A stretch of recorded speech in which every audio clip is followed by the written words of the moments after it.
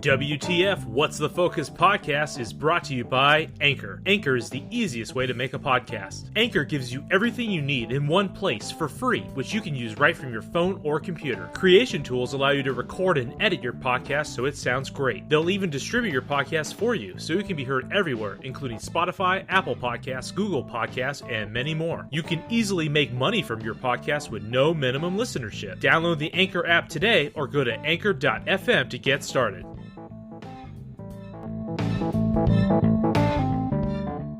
What's the focus? Pop culture, movies, and TV news. What's the focus? What's the focus? Welcome, Focus Fanatics. This is WTF What's the Focus podcast. I am your host, Ryan Kerrigan, and join with me, as always, is Mr. Michael Michio. How are you, buddy? What? How you doing, man? It's good to be back. It's been a long week. It has been such a long week, man, and I'm out here in the blistering 110-degree heat, which has just been... Just got your ball miserable. sack just stick to your legs just 24/7. Man, if that's the tempo that this episode is going to be at when you're already calling out my ball sack, I am very fearful and excited about this Hot and episode. steamy. A little bit stinky, maybe. I don't know. We'll see. We'll see, man. We'll see. No, it was a good week, though. It was a good week. It was a busy week, but, you know, I'm glad that I have tomorrow off. Happy early 4th of July, or if people are listening to this tomorrow, happy 4th of July. Yeah. Got any fireworks planned? You know, just to have my son look at fireworks, you know, because last year when he was he was, 2 months old? Of course, he's not going to know anything that's been shown to him. So I bought a couple of little sparklers and then one firework that's like one of those ground ones that shoot out a bunch of different colors just so he can, see it now because he's a little over a year. So at least that will excite him a little bit, I think. Nice. What about those, what are those cracker ones? Those ones that you throw on the ground and they pop. Those are always fun. Dude, I used to scare the shit out of people with those. Yeah, I don't feel like you can actually, unless you throw it in someone's eye, but actually cause any damage. But those are fun. Those are fun to fuck with your friends. Yeah, they're called poppers, man. Yeah. Those are so much fun. Yeah. I used to have a lot of fun. But anyway, we got a fucking... No, wait. No, anyway, let's talk about your last week, man. I mean, you did a great showing on PCL, Pop Culture Leftovers. Thoroughly enjoyed that. That was great. Yeah, man. I was blown away with, one, just how professional those guys were, but, fun, obviously. You're just fucking starstruck, that's it. Even though you couldn't see them. I was. They kept saying to me, guys, where are you guys? I hear your voices, but, oh, man, you're getting me all excited. I'm really not sure what I should do with my hands right now. Just put them down your side. No, man, it was really cool. They're a great group of people. Had a lot of fun with them. They're super, super knowledgeable.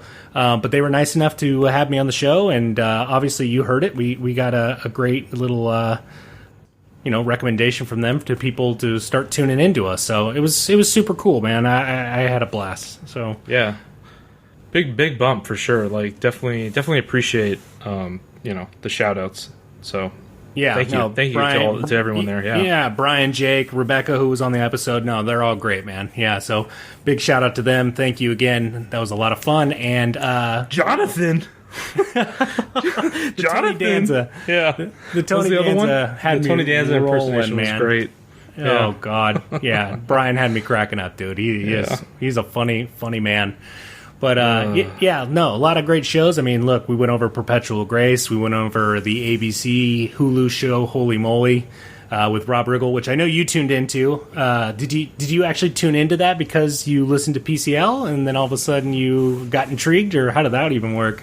So, obviously I'm a Warriors fan, so when I saw the commercials, during the NBA Finals, I was more or less a little bit concerned, just thinking, oh man, Steph Curry seems like he's definitely, taking basically taking the limelight a little, too serious. I feel like is he even focusing on his team at this point? But I definitely started to watch it this past week, and yeah, it's pretty damn good.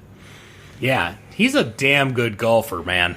Oh yeah, he's an avid golfer for sure. He's pretty good. Just an amazing athlete. Let's be real. Yeah, I mean, totally. Yeah. I mean, I'm not a Warriors down. fan, but I'm also not naive to say that he's not just one of the best basketball players I've ever seen play. I mean, yeah, hands down, just crazy. It's a funny show, man. It's a good combination between like American Ninja Warrior and Wipeout and all those other extreme sports shows or whatever.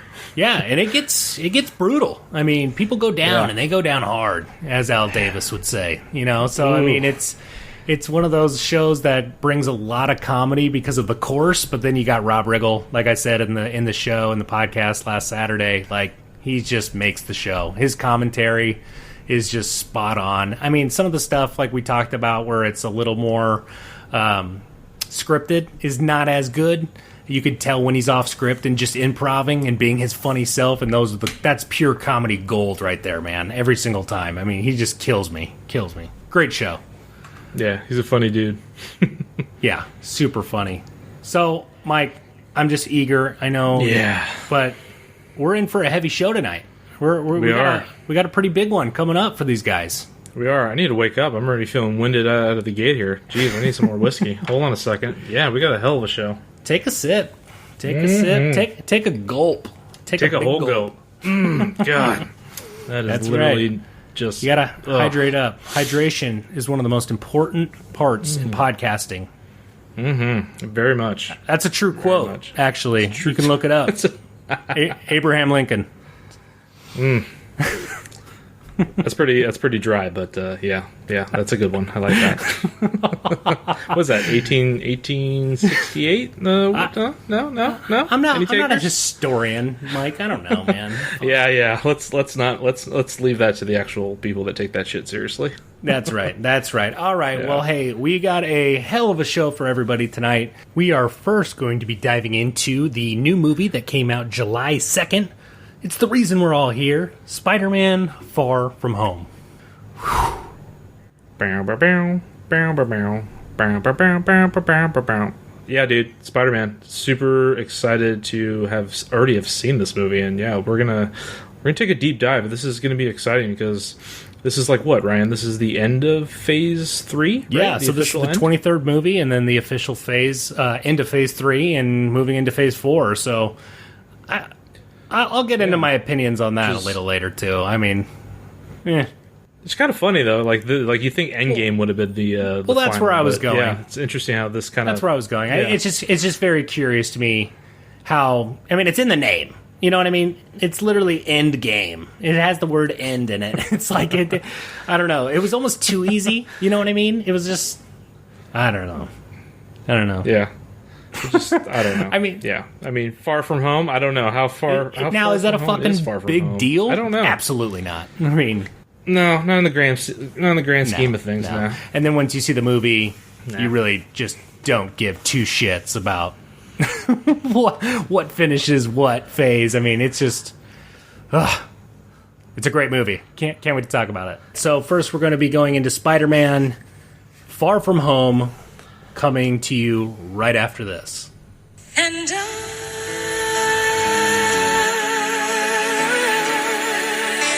will always love you. Will always love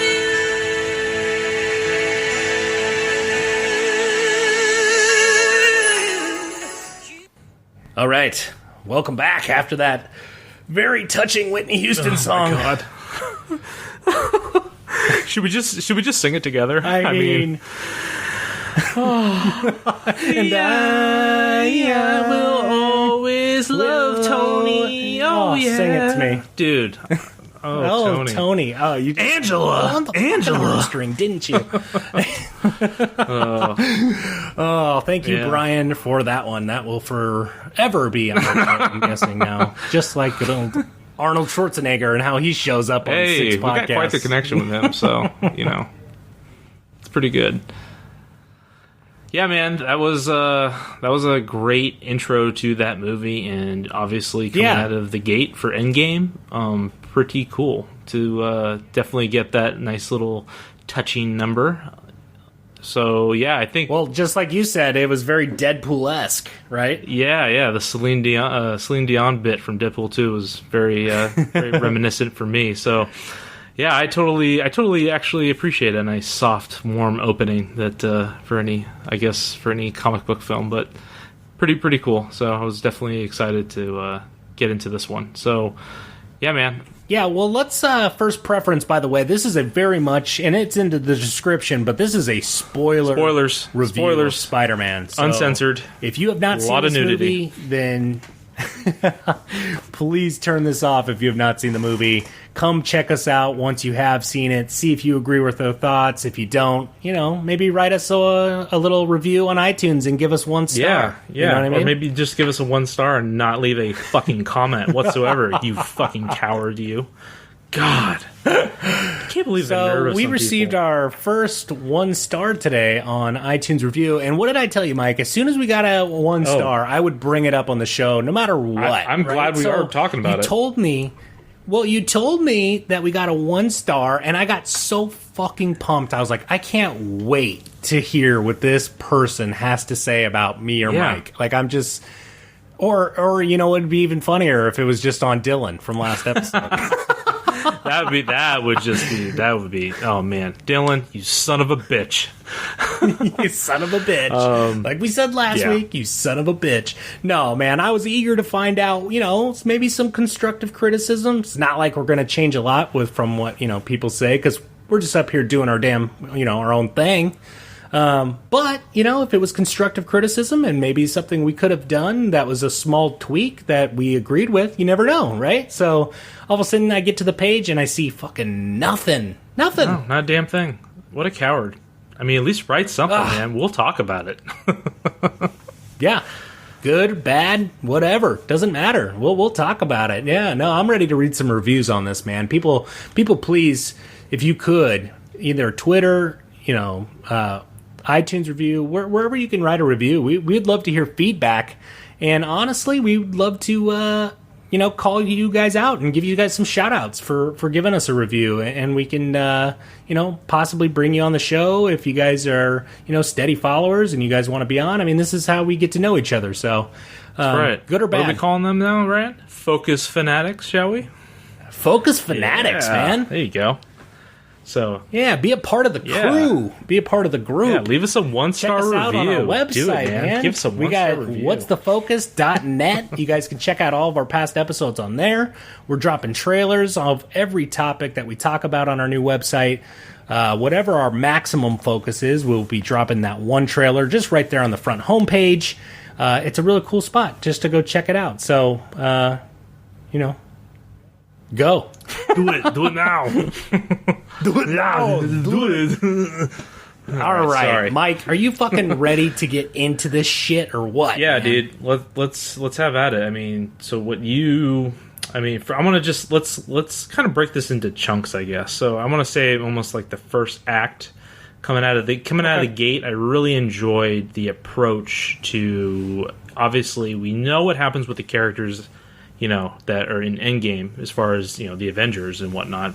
But there is no real addressing to, anyone else that was affected by the Thanos snap. So, right out of the gate, what was your interpretation, or basically, I guess, your opinion on how they handled, the so-called blip moment?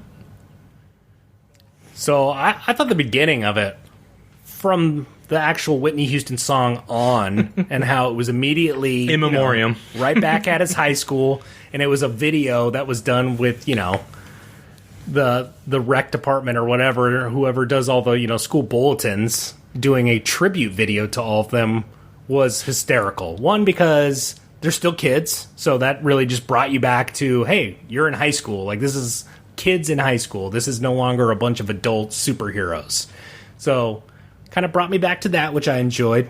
And then they really just kind of show you right off the bat that this is a very much just a Spider-Man movie. Mm-hmm. I got that really early on, that it was just, we weren't going to see the Hulk. We weren't going to see Thor. We weren't going to see Doctor Strange. Like, this is a Spider-Man movie, which I really, really appreciated because I feel like they're really trying to get their point across that this is the end, and to not bring in any of those characters. Like, the end game was the other characters' finish. Like, really, hit home. Like, it was definitely noticeable that that's what it was. But all around, dude, the beginning was super entertaining. Obviously, it's a story build-up, right? And you kind of just see where the story's going. I noticed right off the bat, when he's in the iron suit, none of the commercial spots that we got of him fighting off the gangsters were even in the movie. And that was one thing that I noticed immediately, because he was only in that iron suit for just a small snippet. Yeah. Just while he was actually at the homeless shelter fundraiser with his Aunt May, Melissa Tomei, which... Man, good for her. Yep. It's those Italian genes, man. That's what it is. Yeah, it's gotta be. It's gotta be. I'm 14%, by the way. I'm 14% Greece Italian. Well, I'm a way bit more than that, but yeah, that's good to know.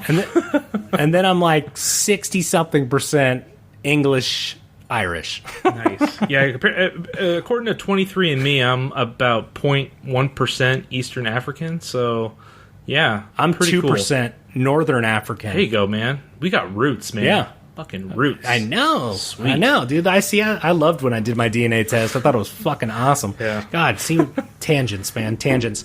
So, anyway, yeah, so I don't want to go too far. Like I said, I noticed right off the bat that there was no fight scene within the iron suit from the commercials. Okay. A little disappointed on that because I wanted to see a little action. I feel like you're dodging my question here. The blip. They explain what happens to normal people. Your thoughts. Go. Oh, okay. I don't know. They brushed over it. They made it a nonchalant deal. They had video footage of, like, the kids disappearing, and then they had the video footage of them all of a sudden reappearing. Which was cool. On the basketball court, which was cool, but they just made it, like, a nonchalant situation. Yeah. You're right. It was like, oh, we got blipped, and this kid who was in this grade is now 5 years older and now is our age, and they showed the kid that was actually within the movie the whole time. And I don't know. They just... I feel like they... Which is interesting, because I want to clear up here. So, those that were blipped that came back were definitely 5 years younger, or they had stopped aging when they were blipped and came back 5 years older? Which is it? So, the people that were blipped, which was Tom Holland, Peter Parker... Yes. Did not age at all. It was just like I hit the pause button, disappeared, and then when they reappeared, they came back that same age that they were 5 years previous.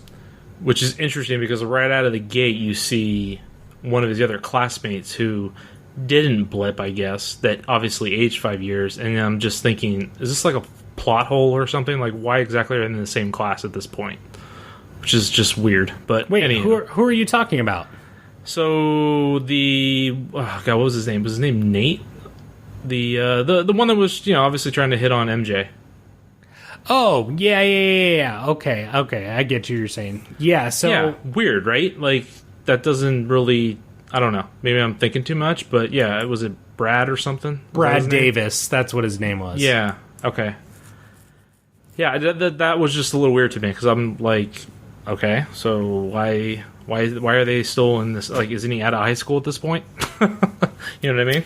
Interesting, because they did show him in that basketball jersey and then in the same one as when he was older, right? Yeah. I mean, I'm sure Marvel has some explanation to this that we're just not privy to right now, but thought that was a little, just first take, just seeing the movie, obviously once. Yeah, I was a little bit intrigued by that. So, yeah, I was definitely excited to see like that get addressed because I feel like that obviously wasn't addressed in Endgame. Mm-hmm. So, it was pretty neat to see them go with that, that direction. Yeah, and look at it. It was so nonchalant for me. I like brushed over your question. Like I don't know. They made it such not a big deal. It was just like, oh, people got blipped and then they came back and now everything's back to normal. Yeah, and I feel like we kind of overlooked that just because so many other parts of the movie were good, but that honestly kind of sticks out for me just right out of the gate. But I mean, we can go into it more later in detail, but through different podcasts, because I'm sure more is going to come out, and obviously writers or whatever are going to explain what happened and whatnot. I mean, Marvel's been pretty good as to explaining kind of the loopholes so far, so sure, we'll see. Sure. Yeah, we'll see. And going forward within right from where we take off from the school, as you know from all the trailers, like this is very much a European vacation for Peter Parker. So. Yeah. You didn't even have to see the movie just to know, like, he's going to Europe with his classmates, and then that's where all the shit starts happening. So, but in the very beginning, before we actually get into Peter, the movie starts off with Nick Fury and what's his person, Maria Hill. Oh, Maria Hill, yeah. I forget her name. Sergeant Smolders, whatever. So her name is Kobe Smolders. Smolders. She plays Maria Hill. Okay, so we see both of them, and they go to a place that's got pretty messed up from what they thought was a natural disaster, right? Weather or whatever. And that is when you see one of the first Earth elementals, and that's when we first see Mysterio. He goes, "You don't want to be any part of this." Then all of a sudden, you see his green beams come out, and then that cuts. Yeah. Right. Okay. That cuts. Movie opens. Yeah. At that point, you're thinking, whoa, we just got done with Endgame, and here we are. We got another, Avengers level threat going on. What the hell just happened? Yeah, exactly. So then we go through the school. We see the buildup of, Peter Parker. He's at the school talking to Ned, and he has this huge elaborate plan, right? He has this whole elaborate plan to go on top of the Eiffel Tower and tell MJ how he feels. And that is pretty much what he wants to do throughout the entire movie, but the poor guy just can't get it to work in his favor. Yeah. He wants to tell her about his Peter Tingle, right? I've got a Peter Tingle right now just by talking about this movie. God, such a fun play on words for Spidey sense. Love it. Peter Tingle. Peter Tingle. My Peter's tingling. I did love it. So let's see, Mike. We went from the school, all right, where he goes through that. Then we go again. We see Marissa Tomei from what we mentioned earlier, where she's actually at the homeless fundraiser in support of the people who did blip and then come back. He does a little show and dance there to fundraise things. Then he ends up running into Happy, and then he ghosts Nick Fury. Yeah. You do not want to ghost Nick Fury, apparently. That was definitely addressed in this movie. He did it, and he did it good. He did it. He pushed that button with some force. Yeah. I mean, I think at one camera pan shot, I think they focused on the camera or the phone, and it was just an unknown caller calling him. So, yeah, he likes to blind dial, I guess, Nick Fury. Yeah, so we see that happen. One thing I will say, just not off topic, but something I did mention, Mike, in almost every scene that people, well, I will say at least in every section of the movie, within one scene at least, you see Iron Man a lot. You see... Oh, yeah. This movie is a total homage to Tony Stark's character, for sure. Oh, he's on every drawing in the classroom sitting behind him when they're having the conversation at their desks. Yep. When he leaves the homeless shelter and he needs some air after being berated by camera, and he's kind of just freaking out because he has, a little post-traumatic stress from everything that happened and, sad about Tony Stark, he goes up and... sitting on the balcony or wherever on that ledge, he looks over and it's a graffiti painting of Tony Stark. I mean, he's everywhere. And like he says in the movie, everywhere I look, I see his face. And that is very true. And they definitely wanted to make that a strong point for the audience that, hey, he's gone. And this is, like you said, a total homage to his character. Oh, sure. And not only that, it's the story's arc definitely revolves around who is going to be the next Tony Stark. And I love how they blended, what you feel is going to be, obviously for anyone that doesn't know, this character, Mysterio, Jake Gyllenhaal's character, that could potentially be it, which obviously, Peter believes that, obviously that might be the case, even though Tony has, hand-selected him, to be the next in line. So it was kind of interesting to see from Spider-Man Homecoming to this movie, how I really liked how they played off the fact that Peter is still, he's very much still uncomfortable in his own skin, or he's actually questioning whether or not he's, responsible enough to either not only be an Avenger but be a superhero, and he's very much tied to his adolescence still. So I really like how they exposed that part of his character. That was really, really, refreshing to see for this film. Totally agree. Yeah, totally agree. So, kind of leading off next, he's packing for his trip, right? And going to Venice. He intentionally leaves his suit behind. He wants to be off duty. He wants to just be Peter Parker. He wants to just hang out with his friends, and he wants to tell MJ how he feels. That's all he wants. You see how he stows that thing, that Iron Spider suit? It's like in that fucking test tube thingy. Like, you can't get through customs with that thing, let alone what Aunt May snuck on his flight, right? Or in his bag. Which is interesting because that's nanotech technology. So just like Tony Stark had on his chest, it should be something he can just carry around portable that just fits then over his body when activated. Yeah. So it was kind of interesting to see how it was actually kind of swirling and revolving, and you can actually see the face and everything else of the actual Iron Spider suit. So nothing we've ever seen before. It kind of looked like the Annabelle doll case. It was like a sacred freaking holding place for an evil entity. Oh, man, that movie's still fresh in your mind, huh? Yeah. Yeah, it sure is, man. It sure is. And forever will haunt my dreams. Oh, man. Fucking porcelain dolls. Whoever made those, go fuck yourself.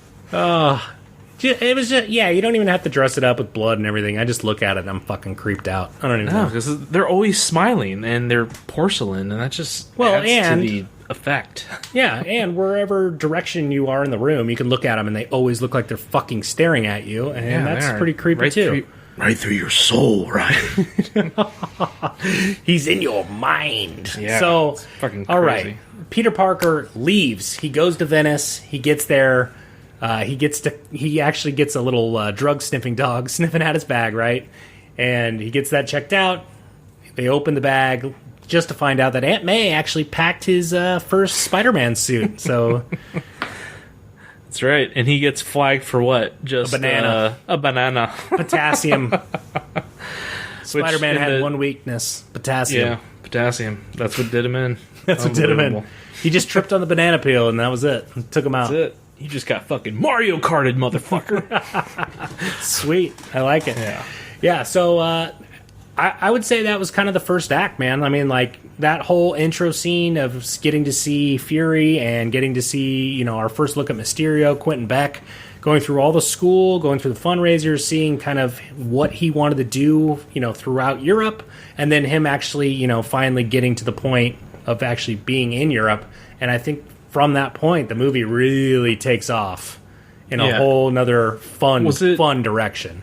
Was it in the first act that we see, obviously, Jake Gyllenhaal's Quentin Beck or whatever, explain his reasoning for, obviously his cause? So, I mean, at this point, I think the audience is to believe that he is from another, dimension or another parallel universe ever since the, Thanos' snap occurred. So, in his actual instance of Earth, it's been destroyed, and it's been destroyed by these elementals, right?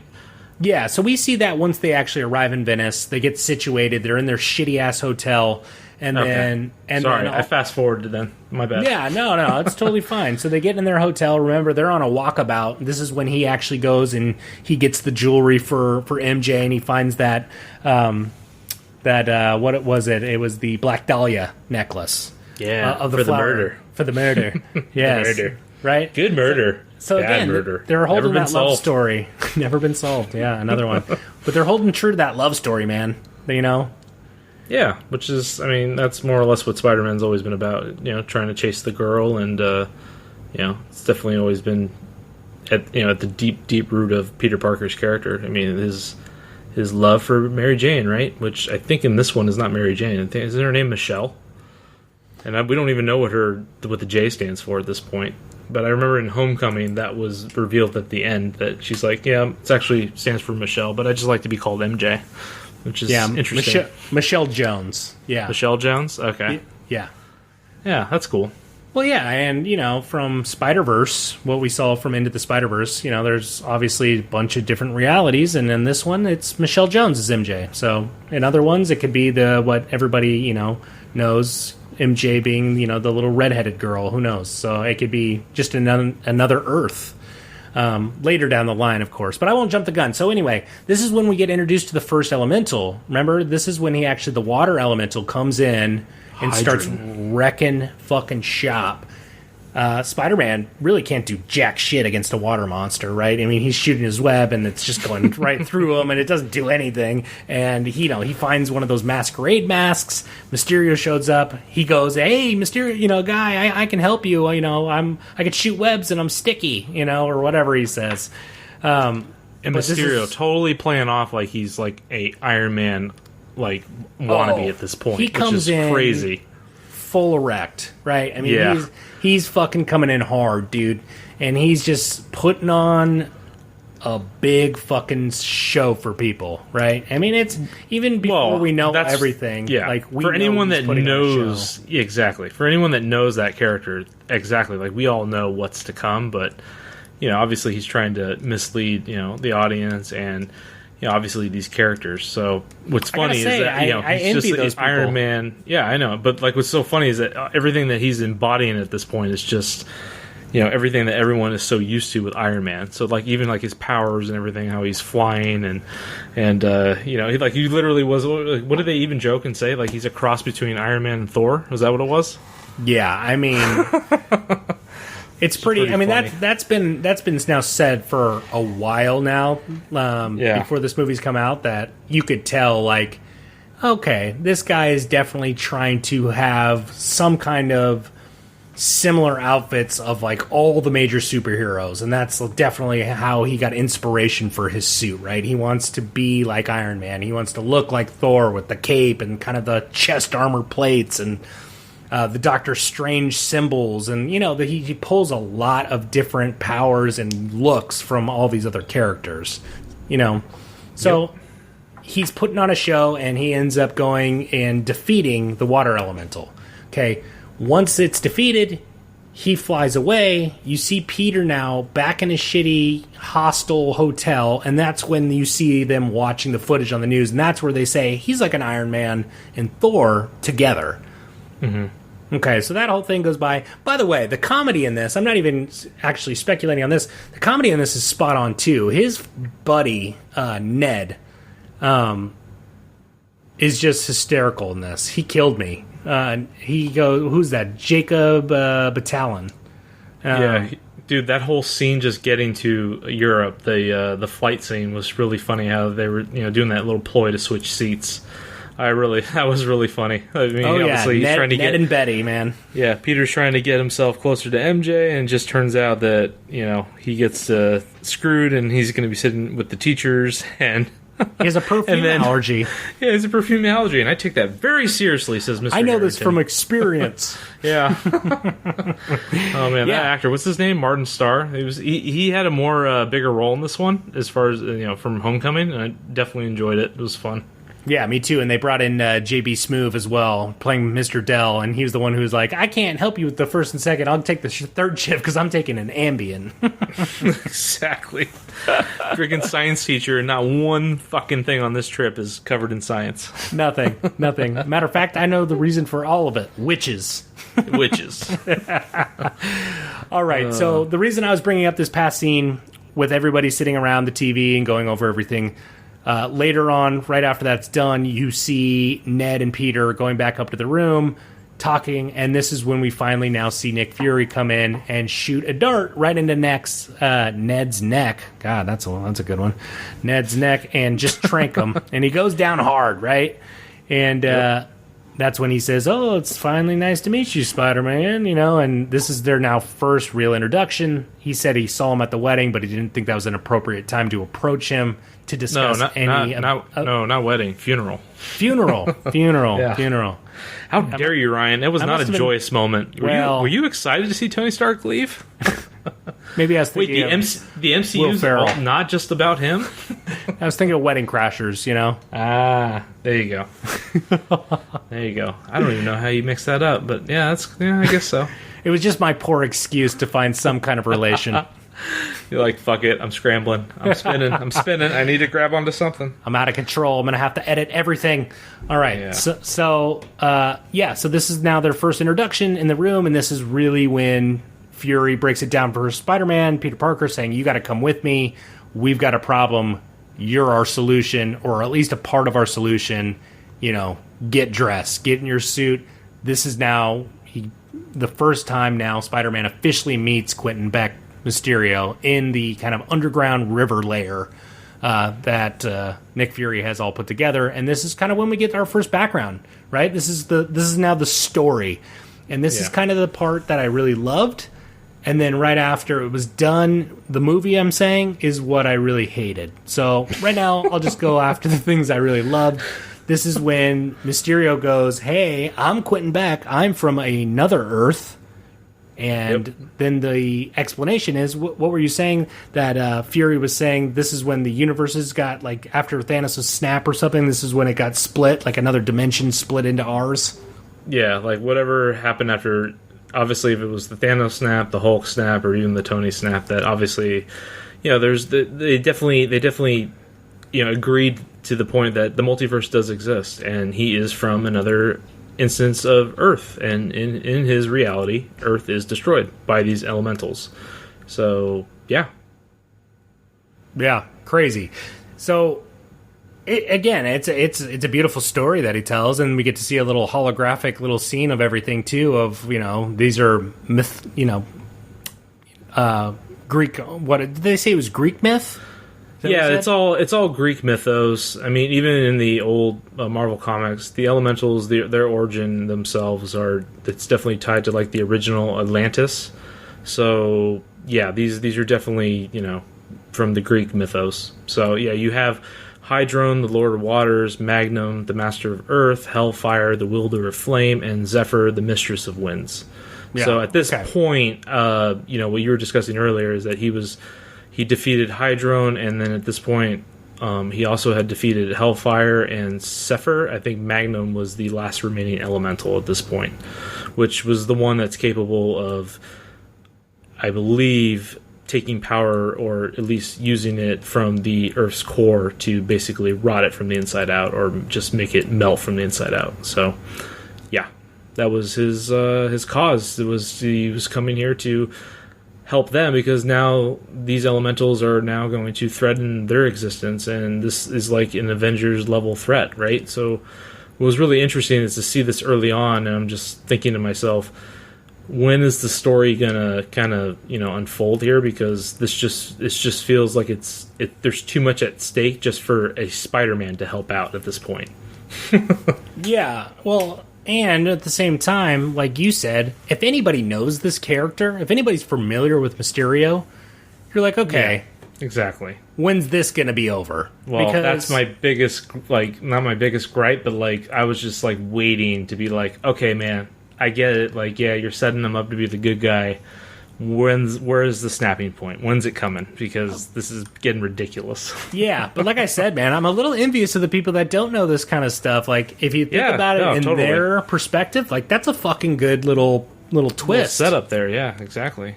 But if anybody has any kind of inkling of knowledge towards, you know, Spider-Man within the comics, or even just the cartoons from when they were growing up, or even watching them now, I mean, they'll know that Mysterio is a villain. I mean, there's no good version of Mysterio that I am aware of. He's the master of illusion. Yeah, fucker. Which I think I said in another podcast that, you know, whatever we saw in that trailer, you definitely take that with a grain of salt. That it's not going to end up the way you think it's going to be. So, yep. Yeah. So we're getting, you know, at this point we're getting fed a bunch of bullshit, really, from Mr. Quentin Beck. I mean, again, if you know who he is, then we know everything that he's saying is really a lie. What we don't know is a lie is if he's from another dimension or not, if they were going to bring that into the equation. So I have no problem bringing up my little gripe since you brought up yours. My gripe was that I was not even a gripe. I was bummed out that the multiverse is not a thing yet within what we see in the Marvel Cinematic Universe. I am ready to see that come into play big time. Right. Are we going right to it? All right. Well, that's what I'm saying. No holds barred, man. Skipping ahead here. No, Forget the whole Edith thing and his big trick to basically, get those glasses to... No. We'll still go into that, but I'm just saying, like, during that scene when I'm just saying that particular scene, he says, there's another Earth. Sure. I mean, I was excited too. But I was excited too because I was thinking, yeah, maybe there is a multiverse and that maybe is where he came from. However, exactly. That's what I was getting at. Yeah. That's gonna get us to our next point, right? But I think we missed over how it was right. It was Nick Fury. Was it Nick Fury or was it Happy that gave him? No, Nick Fury. It was Happy. No. Nick Fury, on his way to the little lair in the boat, handed Peter Parker the Tony Stark glasses, which he is named Edith. Yes. Edith is a full multi-billion-dollar piece of tech that controls pretty much all of the Stark tech. Even dead, I'm the hero. What a great acronym. Yeah. Fucking Tony Stark. It's awesome. Yeah, I mean, yeah, right. And that was one of my favorite parts, actually, in the movie, to be honest. Because that was just spot on. It was just spot on. It was exactly what I wanted to actually see and hear. but so he gets that tech, and... moving forward, he doesn't think he deserves it. He thinks, again, more responsibility on Peter Parker's shoulders, right? He's not ready for it. He's a 16-year-old kid from Queens. He wants to be this friendly neighborhood Spider-Man and nothing more. He doesn't feel capable of doing anything more.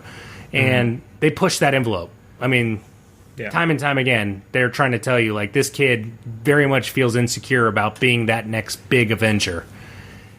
It's a lot of pressure, man. I mean, he's definitely not the oldest, so why would he be, like, considered to be the leader, at this point? Yeah, but at the same time, I'm thinking in my head, hey, you've been through a fuck ton already. Like, there's certain situations. Isn't there that scene with Nick Fury? Doesn't he say, bitch, please? You were just in space. Yeah, right? I mean, I kind of agree with that to a point. I'm like, not only were you in space, but you fought off Thanos. Like, you had a huge part on Titan. Like, you've done a lot. Like, you almost have to be a little bit more adult. Like, there's certain situations, even in reality, in real life, in our lives, that people's like, oh, I grew up a lot faster, because of this situation or whatever. It's like, dude, you've been through the ringer. I mean, you might be 16, but your maturity level of what you've already had to deal with and process is like a 50-year-old. No, but maybe you've that's experienced some trauma for sure. Yeah, but maybe possibly because of that, that's more of a reason for him to want to be a kid, right? He already had to deal with all this shit as a child and knows, hey, this is not typical, obviously, and I feel like I'm missing my childhood. So it could be that as well. No, totally. I mean, I honestly feel that there's some aspects of this movie that kind of pay respect to, like, the 3 Iron Man movies, just due to, like, all the transitions that Peter goes through in this film. Obviously, from being the insecure teenager to questioning his role within does he really want to be Spider-Man and whatnot, and then obviously he's experienced I mean, he's that one scene where he gets overwhelmed at the homeless shelter charity thing. He gets overwhelmed, right? Like, you see him have, like, that panic attack or whatever that almost, that was explored with Iron Man 3, right? And with Tony's, anxiety issues, which was really, really interesting to see. So yeah, Tony Stark like had his own PTSD. Exactly, and I feel like for what the kid just went through, he's kind of he's been through a lot, So it's definitely relatable. Yeah, totally agree. So let's talk about Edith. All right, so Edith is obviously this what, augmented, or what is it again? It's this augmented reality thing where you get control over all these drones, which are all these Stark drones. So this is the big item ticket that Mysterio is after, right?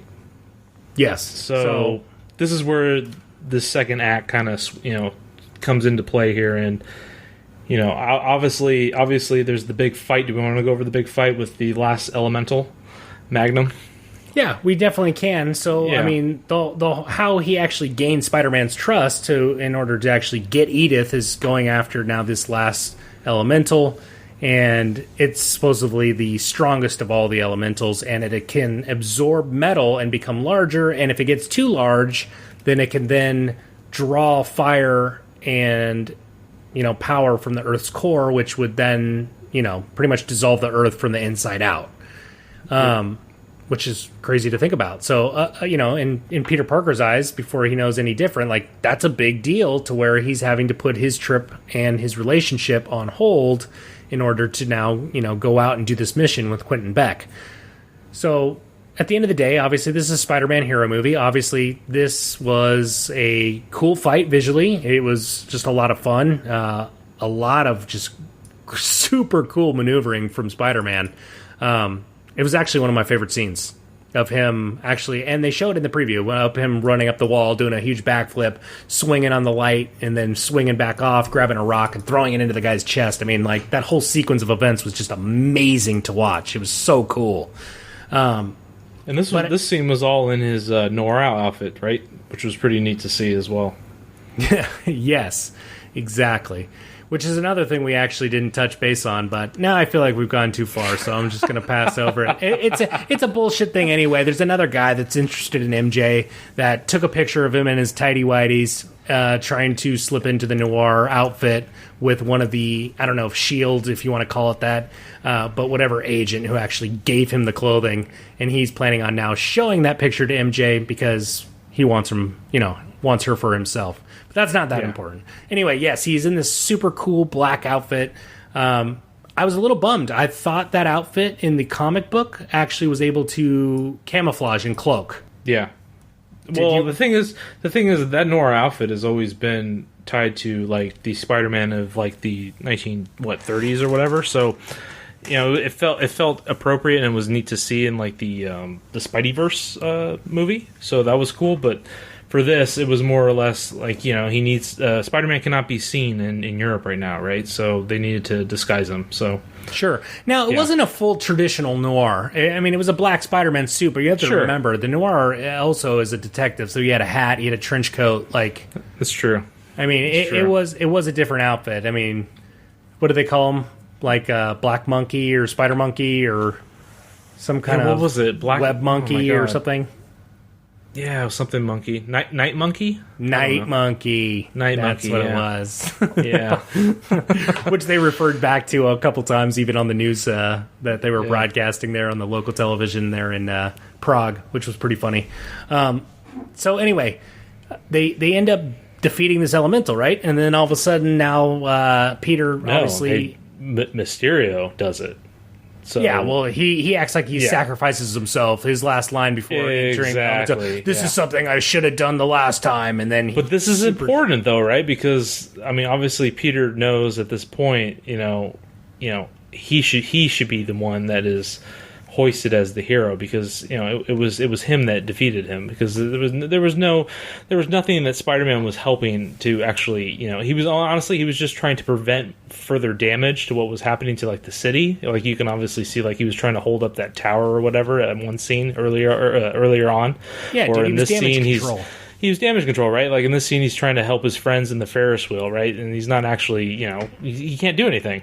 So, he's obviously overpowered, and Mysterio, is obviously, seems to be super powerful, and ends up taking down this last elemental, and voila, there's your hero, and that gives a lot of doubt into Peter's mind as to, was he the right one, as far as was Tony wrong about him? So, yeah. Yeah. So after the fight is all said and done, Quentin Beck says, "Let's go get a drink. Let's go have a fucking drink. Let's have a cocktail." Peter's like, "Bitch, I ain't 21." So he has a couple lemonades, which is delicious, refreshing. Well, if he wouldn't have been blipped, he would be 21. Hey, that's right. Totally would. Yeah.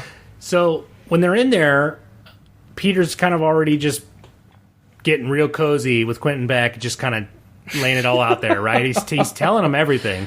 No, he's telling him everything, man. He's fucking... Hey, man, I really dig your moves, man. I really like what you did out there. Like, you move really well. Like, how do you fly in that thing? Yeah, how the hell do you fly in that? No, so he's asking him just about stuff. He's like, hey, what's on your mind? Like, what do you want to do, Peter Parker, right? He's fucking with him. He's fucking with him. He's getting in his own head, trying to convince him to not only leave because he wants to be the sole hero at this point now that he's, got what he needed from Peter. But he wants to show, like, I am the next Iron Man. Like, he wants to say, like, without saying directly, he wants to say to Peter, like, I'm the next best thing, what's coming down, the new generation of heroes. He's really trying to push that to the point where he got exactly what he wanted. Spider-Man then took a look at Edith, who, he already thought was too much responsibility, and said, wait a minute, like, Tony Stark knew I wasn't ready for this, but he probably thought I was ready to choose the next person to have it, and I choose you.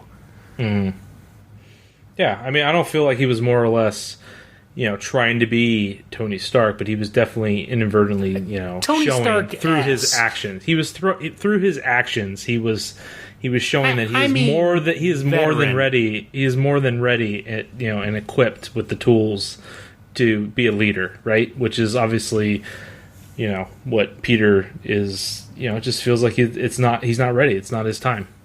Yeah, it's not his time, and he knows it. And he says, "I am not the next Iron Man, but you could be. Tony would want you to have these."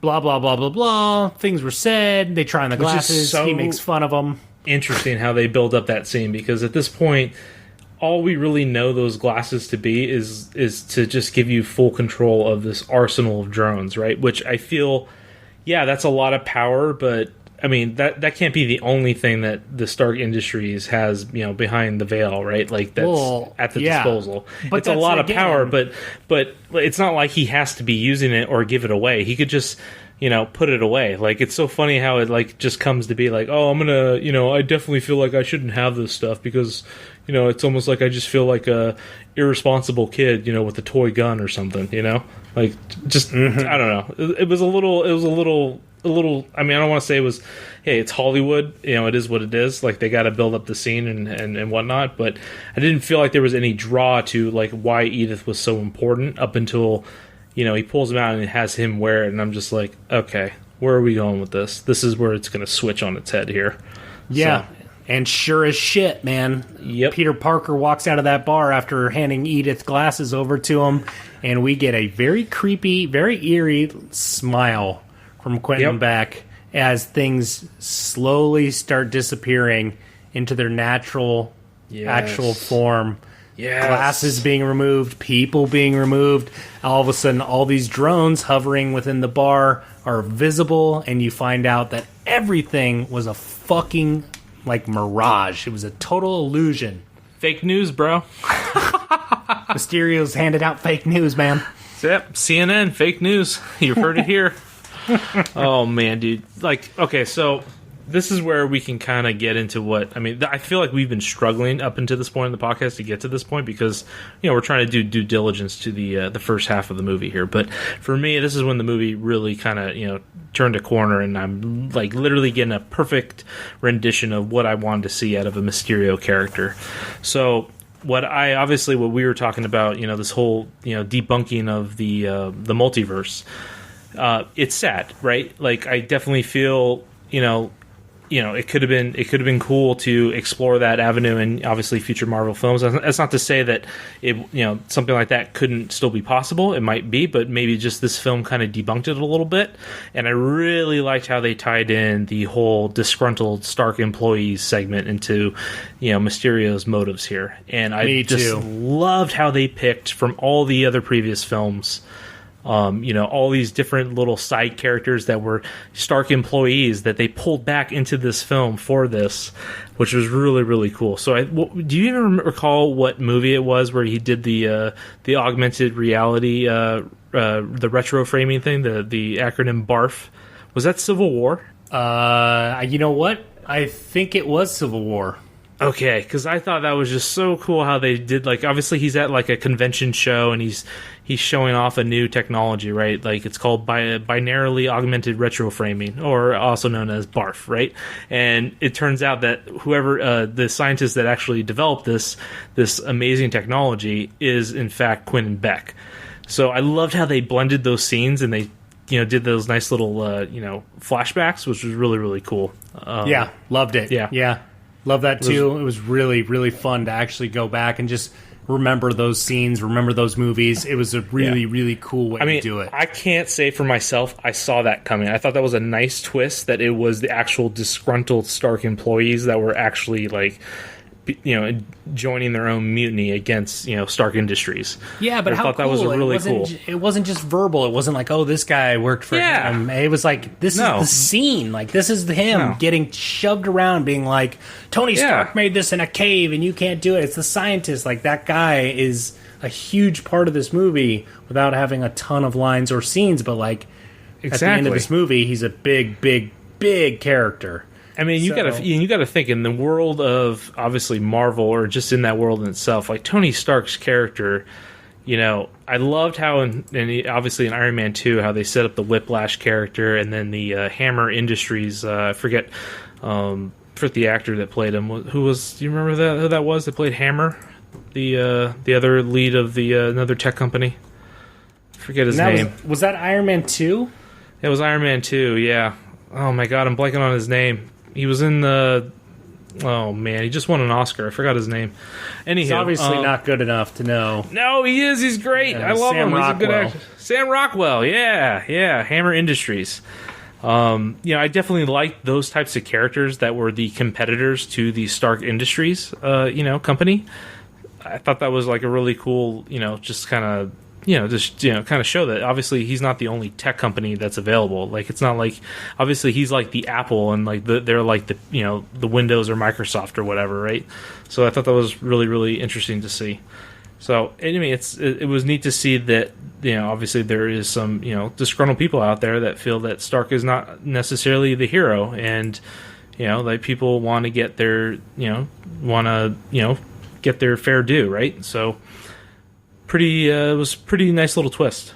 Yeah, I enjoyed it, and we got to see, Mysterio in all his true form, which is obviously like I alluded to earlier, which everybody was waiting for, right? So all of a sudden I took my first real deep breath, and I go, okay, here we go. Movie's about to start. Like, it was entertaining, but like, here's the movie now. Like, here's Spider-Man versus the villain. Like, here we go. Ready to go.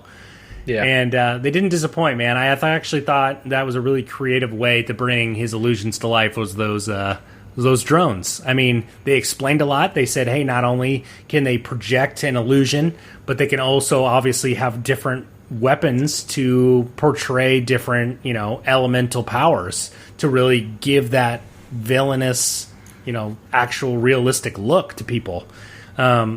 And then you get to see it in full effect. You got to see a little show a little later of him actually kind of practicing and kind of rewinding and focusing in on certain scenes and needing more explosions, and really just throwing that whole theatrical, character and bringing that theatrical character to life, because they really wanted to show you, like, hey, the character that Mysterio, he's an actor. Like, he's a prop guy. Like, This is him and as a whole, which was really cool to see. I loved how accurate they got with him. Yeah, it was. I mean, I definitely enjoyed from that moment on, all the little tricks and everything that, like, they just went. It was like he was a stage theater director, and everything was, obviously set up, and it was all. Yeah, he was honestly like a director for his own film, right? And this is how it was going to play out, and he would just create these illusions, and through what I guess you could just say augmented reality, which is really, really neat. So, from that moment on, obviously he's super, powerful to the point where, since he's got the Edith glasses, he now has the full control of all these drones that are able to run this holographic or hologram technology, right? So, at this point, you're kind of thinking, man, throughout this movie, like, what after everything that comes after this, what is going to be, like, I'm going to be questioning everything, because what the hell was real and what is fake at this point? Yeah. So, pretty cool to kind of see, his bag of tricks, right, and see how everything works. And now going forward, all the illusions, all the monsters are fake. Yep. and now which is funny, because the elementals are actually like a real thing, so it was kind of neat to see that he pulled from some textbook, so to speak, I guess, some ancient lore, which was pretty neat. Yeah, I mean, he obviously proves to be a very intelligent person. I mean, he's the one who, again, designed this program. So he is very much a genius, and he knows what he's doing and how to work this flawlessly, which is why he was perfect for this character. So, remind me now. So, after we actually see him, and he gives his whole speech to his crew, and you see them kind of working on everything together, Spider-Man's kind of still getting now back to his trip, right? He thinks that the last elemental was destroyed, and he thinks everything is good again. But because all these monsters are now coming out of the ground, he gets back to his hotel, and he finds out that now the trip has been canceled. Obviously, the parents hear about everything going on, and they want their kids home. So this is now his last chance and opportunity to tell MJ how he feels, so he invites her on a little walk. When this happens, this is when he wants to bring out the necklace, tell her, how he feels. And when he says, "Hey, MJ, listen, I wanted to tell you that," right when he says that, she says, "That you're Spider-Man?" Yeah, so I want to retread here real quick. So back to the fight where obviously they take down Magnum. I actually caught this when this happened, but you see, I forget what causes it, but you see something abstract fall off the Ferris wheel, and you're thinking it was his webbing. No, it wasn't his webbing. It was one of the holograms. No, that's what I mean. He shot his web, and it knocked the hologram off the Ferris wheel. And then, exactly. So Mary Jane is obviously, she picks that up and then shows him then later, right? So during that scene I was just talking about is when she shows him. Yes. So that was important because at that point you're thinking, well, what the hell is that? Like that was just a random cut, like because she weird piece of debris on the. No, she doesn't say anything when they're on the Ferris wheel. I'm saying in that action scene when you see that happen, like it felt weird when you watch that in real time. I was like, because Peter goes, "What the hell?" Yeah. Because he knows he hit something, but then obviously there's so much going on, he has no idea, and then MJ finds it and pockets it. Yeah. So obviously they're on the bridge. Yep, she pulls it out. She shows them. Bam! And then this huge hologram shows. Yep. And then you're like, holy shit! All this shit's been fake. Oh my god! But you don't only see the done? elemental monster. You see the actual projection of Mysterio because they don't know whose projector it is either. They at this point they still are like, oh, the elementals are fake. Well, who would do this? Yeah. And then all of a sudden Mysterio comes out, and then he goes, "By the way, yes, I am Spider-Man, and I made a horrible mistake," because he finally figured it out that he got played big time. Right? Played like a little bitch. Like a fucking violin. So, projector screen actually gets shown to Spider-Man. They now leave together saying they made a big mistake.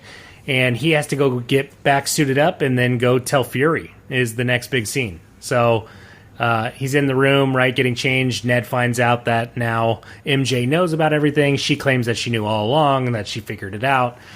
Big funny scene there. Again, comedy throughout. I know I'm downplaying it because we're just trying to get through it, but comedy throughout did a really good job for me. I always liked the little trickle of comedy, a little of the awkward comedy, even of the adolescent thing was pretty funny. Jon Favreau was fantastic in this movie. Like Happy Hogan, I feel like this was like the best, obviously appearance I think we've seen from him. I was really, definitely. I mean, what's really funny is that you don't have the MCU without Jon Favreau. So, he directed the first Iron Man movie. So this is it was kind of neat to just see him still involved with the with the cinematic universe at this point. So I was very, very happy with his role.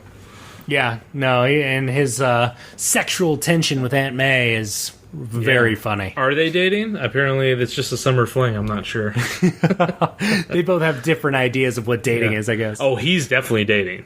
Oh yeah, in his mind, dating. In his mind, he's thinking about getting down on one knee.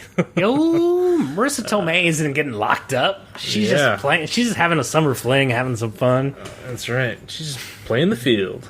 Good for her. Good for her. So, what happens next, my friend? Try to refresh my memory here. I don't know, man. All right, so we're setting up the final act here, right? So Mysterio, I mean, obviously Spider-Man knows that Mysterio is fucking bad, and he needs to right the wrongs, right? Oh, we're getting to my favorite scene out of the entire movie. We're getting to it. Okay, all right. So, yeah, I mean, at this point, I feel like he's already met up with Nick Fury. I believe he kind of warned him, right? At this point? No. He did not warn him. Or He did not Peter warn him did? at this point. Well, he thinks he did. He thinks he warned him.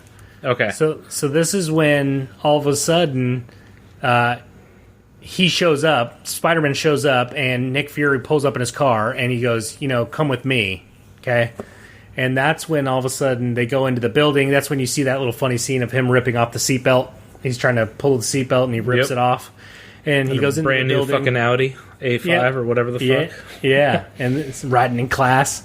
And then they go into that building, and then all of a sudden you see him, and you see Maria Hill, and you see Fury, and Fury's saying, "Hey, who else knows about what you just told us about Mysterio being a fraud?" And he's not saying it.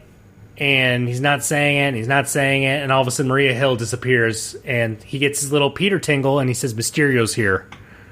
And everybody disappears except Nick Fury, and then one of the drones comes out, shoots Nick Fury in the chest, and then shoots Spider-Man in the chest, and he falls down a bunch of levels within the building, and then all of a sudden, here comes the fucking best goddamn scene in the movie for me, and it's full-on Mysterio just giving full-on allusions to Spider-Man, and you can hear him start narrating in the back, Jake Gyllenhaal, right? Quentin Beck's narrating everything, saying, "I thought we were friends, Spider-Man." And this is, I think the reason why I love this so much, this was in a comic book, this was in the fucking TV animated series. How many times did we see him get fully immersed into whatever world Mysterio wanted him to be in? Yeah. He was altering reality, becoming like huge godlike, playing around, like doing like I love was it a mirror scene, or it was just a scene where obviously you see multiple different Spider-Mans, which was really, really cool. Really cool. I mean, they were jumping on him. He, like you said, he got really big. I mean, you got to see a little bit of everything. I mean, it was a total fucking acid trip of Spider-Man, right? I mean, it was crazy. It was so much fun for me to watch those few minutes of them doing that. Again, that was visually, it was stunning. It was beautiful. The sequence of action was awesome. I mean, Spider-Man got his ass whooped, and like, what are you supposed to do?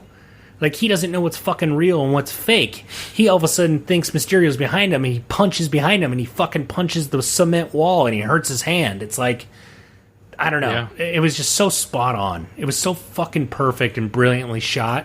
I just had so much fun with it.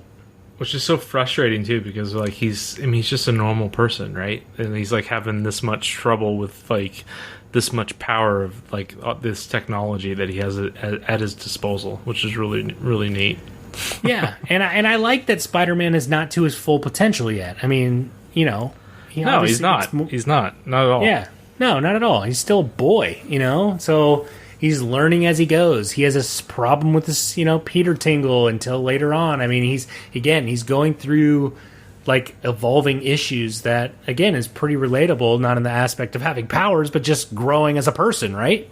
So again, like we said earlier, they reference that and they really get that point across a lot. By the way, Tom Holland is like what, 23, 22? Yeah, he's young, man. He looks like he's 16. That guy has some fucking killer genes. Yeah, he does.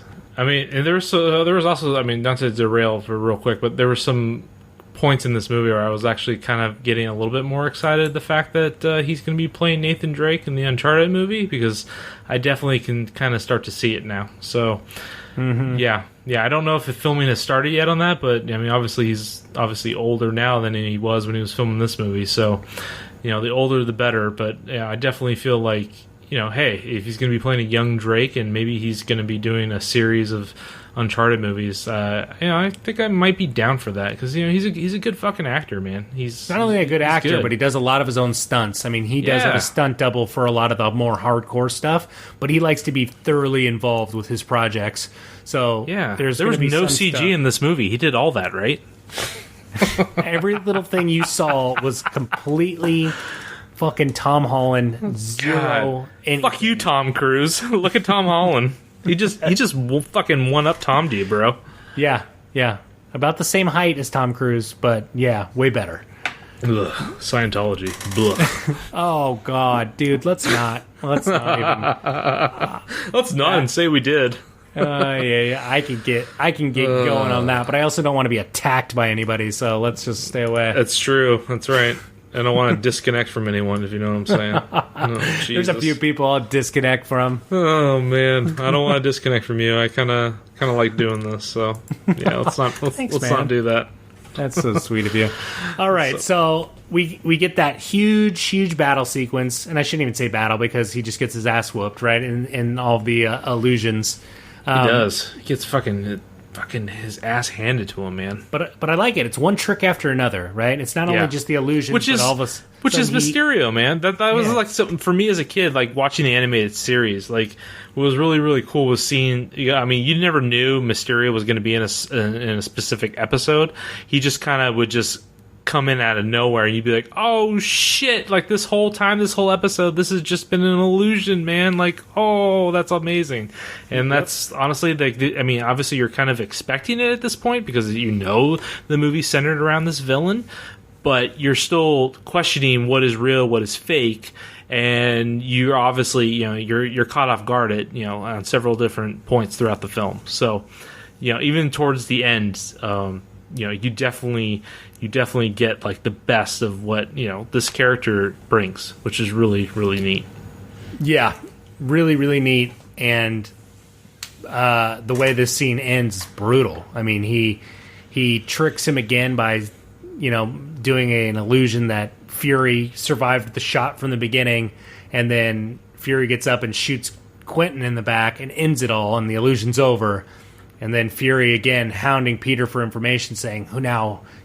Quentin has people out there that are looking for your friends. Like, who else did you tell?" Peter finally tells him. Again, Fury then morphs back into Mysterio, saying, "You're so predictable." And all these, like, again, illusions start coming at Peter as he's backing up. And then, man, he gets just smashed by a train. Which, honestly, in the theater... It sent me back in my seat a little bit. Like I feel like the movies when I get really excited, I just naturally lean forward, like I'm just fucking in it, like a little kid. Oh fuck, he's dead. Spider-Man just died. Oh my god! I just envisioned like a window wiper, like you would like a regular bug, Yeah, just, I like that. That's pretty good there, huh? Like a regular spider on a windshield. That's kind of what I envisioned, Mike. The itsy bitsy spider. All right, whack. So yeah, you just see him get fucking crushed. Quentin obviously thinks that's it, right? I mean, he's like, okay, Spider-Man's done, cool, taken care of. Obviously, again, it's his movie. We all know he survives, but he is messed up. He passes out on the train, and then that's kind of all we see from him for a little bit. I'm trying to remember. Do we get anything from Quentin after that, or does it just go right back to Spider-Man? I think it goes right back to him. So, I mean, at some point here, you can go ahead and correct me, but there's some point where obviously Mysterio is still talking to Nick Fury, and at this point, I don't think he knows what's going on still. So I think he's kind of playing the fool. It feels like. Yeah, the next time I think, because remember, Nick Fury invited Quentin when they were facing the fire elemental, and invited him to Berlin. So they actually do not speak again until that really end battle scene when they are in Berlin. Yeah. Which, I mean, at that point, I don't even know. Well, that's London, right? No, the end of fighting scene's in London. So you're right. That was They must have talked when they were in Berlin during this sequence, this fight. Well, it was in the final scene, right? He was flying up to the building, and obviously he's Nick Fury's in the building or whatever in that conference room. That's in London. That's in London, right? Yeah. Yep. Okay. All right. So at that point, it doesn't. I mean, from what I got, it didn't seem apparent that he knew that he was, obviously, a fraud. So no. He didn't know that until a particular point that we will get to. Yeah, so let's do it.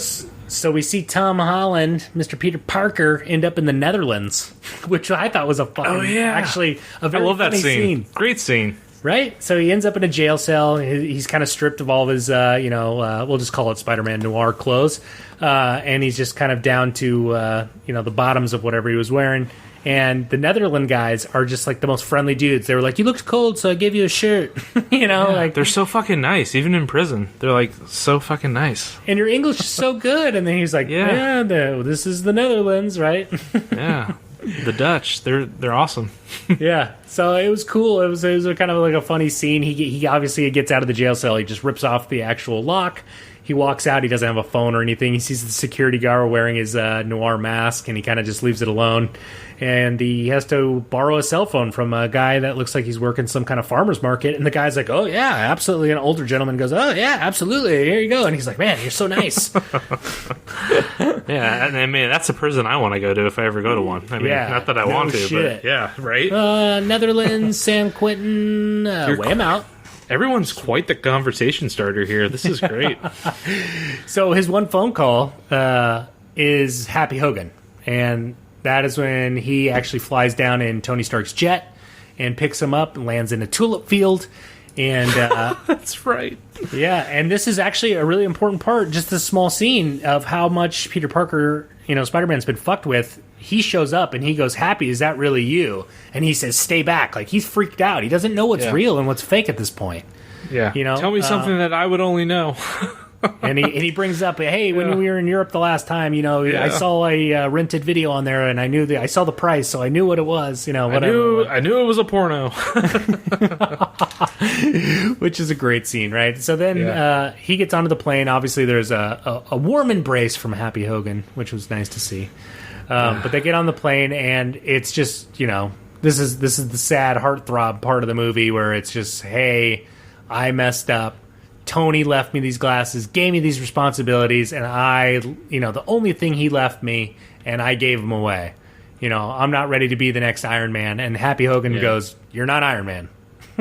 Tony Stark, it wasn't even Iron Man sometimes. He didn't even know how to be Iron Man all the time. And I thought that was kind of a cool scene. Nice little segment there, because this is like the first longer extended segment where you actually see some two characters kind of going through the grieving process, right? So it was neat to see them kind of discuss like Happy was honestly just being almost like his his own mentor or his like therapist to some extent. Like he was just helping him out and trying to be there for him, which is really, really cool. So, also the other side of it is kind of almost like a father figure, Yeah, exactly. Which is funny considering his relationship with his Aunt May. So, I mean, again, it's very much taking on that role of like just an older adult that's, there to talk you through a situation. And, I thought it was a really cool scene. And then, he pumps him up enough and says, well, what are you going to do next? And he goes, "I'm going to kick his ass." And he goes, no, like, what are you going to do, like, right this second? Because we've been sitting in a tulip field for, like, 15 minutes. Yeah. So this is the cool scene, man. All of a sudden, he goes, well, I need a suit. And Happy goes, I could take care of the suit. Goes up to the front, presses a few buttons, and this huge fucking, like, back part of the plane opens up, and here's Tony Stark tech, ready to rock and roll. I want to ask you a question, Mike, if you noticed. When he says, "Show me everything you got," he puts his hand on the machine, it processes who he is, and he says, "I want to see everything you got on Spider-Man." Mm-hmm. It not only shows his first suit, it shows his iron suit, but it shows 3 other suits that we have yet to see. One of them looked like some kind of arc reactor in the middle of his chest. Yeah, that I definitely did see something like that. And I can't confirm that, but they showed it twice, and it definitely looked like plated armor and then some kind of light, like arc reactor shape in his chest. Yeah, no, I probably really. I mean, honestly, I'm not surprised if it was. But what I really got from that scene was, seeing. I mean, they kind of haven't played this up very much, but Peter Parker is fucking smart. He is almost a scientist himself. So what I really liked in this scene was, he was actually becoming Tony in some sense, where you see him, configuring, going through whatever the software is that, obviously working through the holograms or whatever, right? Like he's working through the augmented reality, he's doing all the gestures and stuff to configure this suit.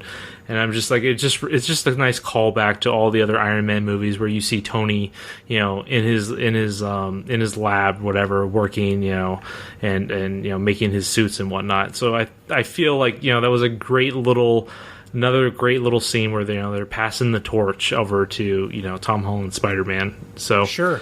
Yeah, and you see Happy Hogan actually look back, and he's looking at him saying, "What?" And he's like, "Nothing." And you could tell it gives that look of, "Oh, this is nice to see somebody else in this role, messing with all Tony's toys, being able to actually work with it." And, you know, that part was awesome. And then he goes, "Well, you take care of the suit.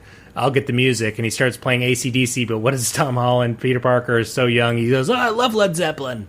Yeah, he doesn't get it.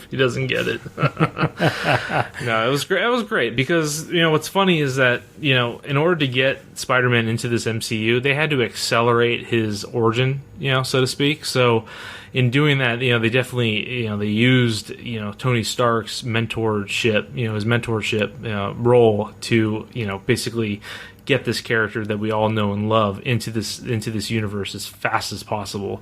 And in doing that, they've kind of overlooked the aspect that Peter Parker is a fucking genius. He's very, very smart. He is capable of creating his own tech. He like at this point, you know, it's not to say that he can be to the equivalent of Tony Stark himself when it comes to his level of genius.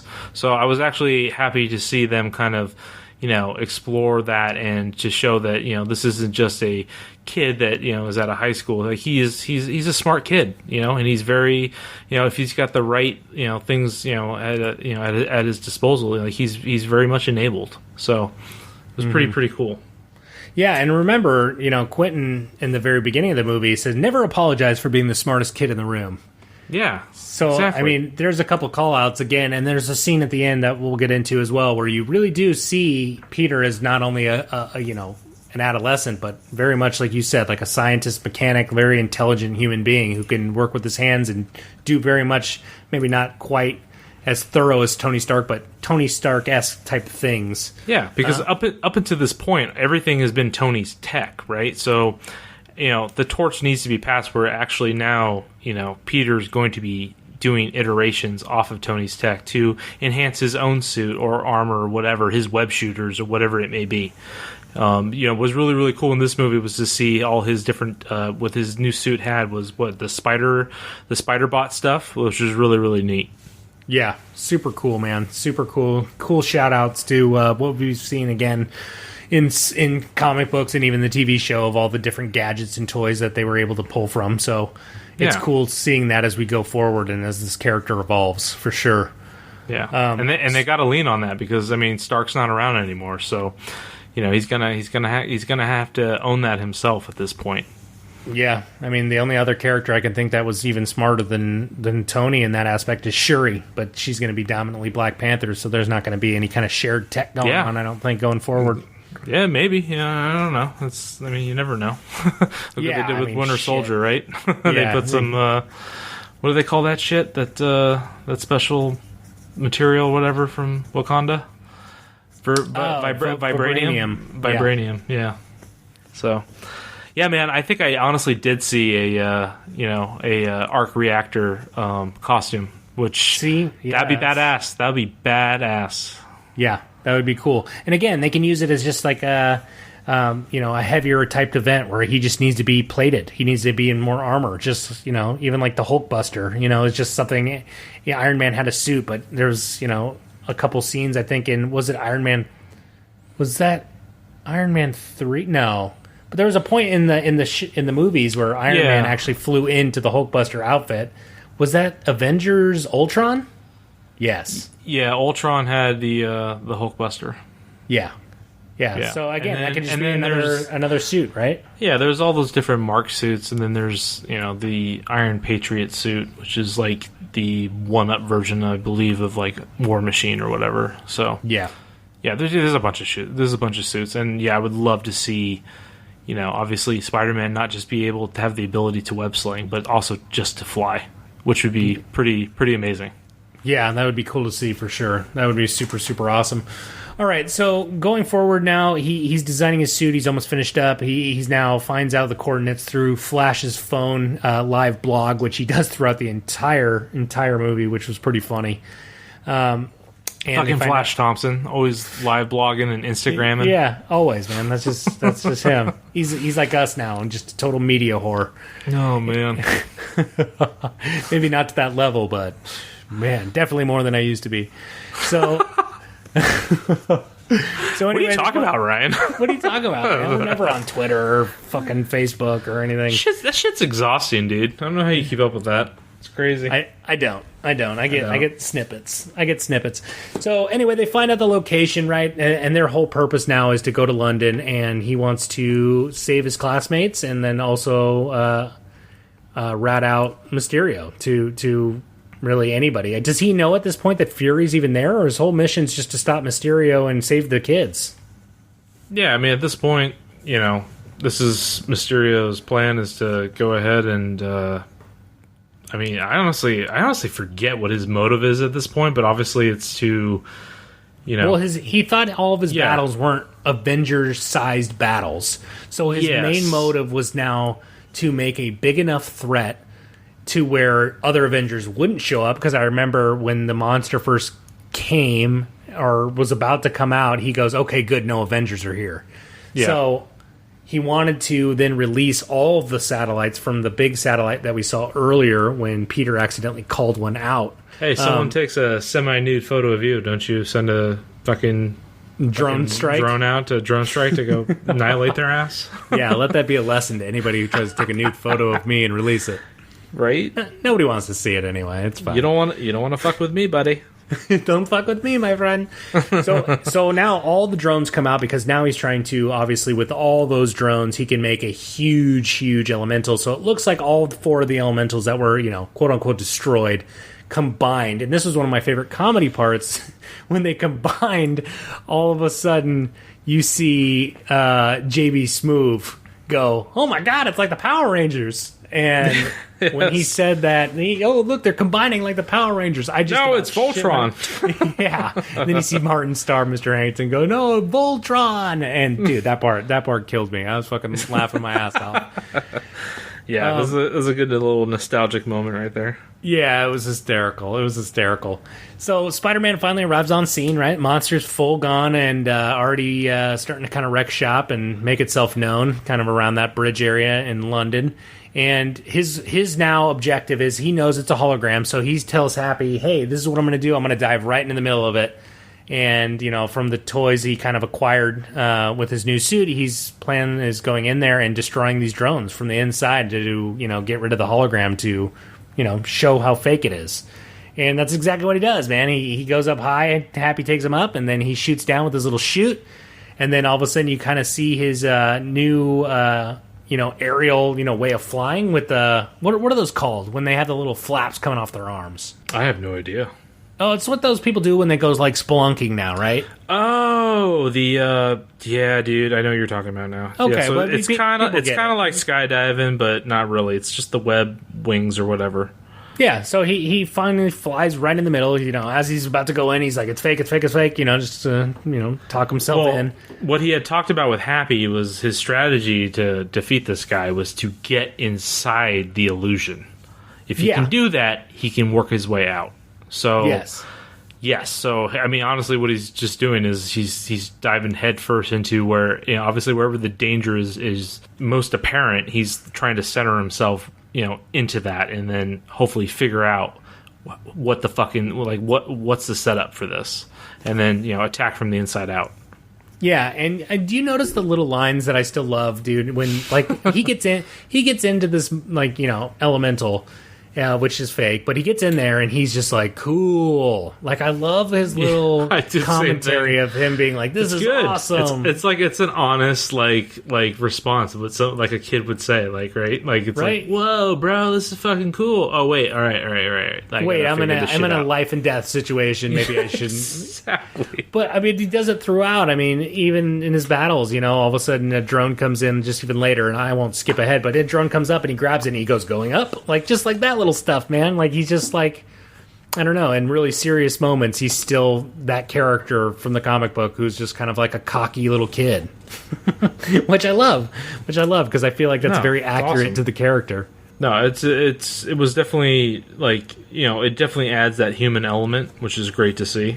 So, I mean, I love seeing that in any type of comic book film, as far as, You know, because at some point these films kind of like, you don't want them to take themselves so seriously. Like, they want to show some humility, and in doing that, like, it just sets it up beautifully. Yeah, agree. So once he gets in this, he's now bouncing off, which is another just beautiful visual scene. He's bouncing off of each satellite, putting pretty much a detonation device webbing on each single one of them, and Web bombs. Dude, you know what, though? It was so cool. So he connects as many as he can. Quentin sees that some of the satellites or whatever are out of formation, and so he manually takes over one, and he sees him inside, so he knows now that he's there. And Spider-Man, you know, detonates these drones, and I swear, man, the first thing I saw when he did that, it looked like neurons firing. Did you notice that? It was like, it had the lights. That's what it looks like when someone has a fucking stroke or something. I'm just kidding. Like when Jesus you see those Christ. pictures of like neurons firing in the brain, like in a quick, like little animated or whatever, like it shows like that main, I don't know. It just. And now we're going to show you what the brain looks like when a serial killer goes ahead and fulfills his crime. Wait, what? Oh my god, look at his pleasure center just lighting up. Just lighting up. You big sicko. You fucking sicko.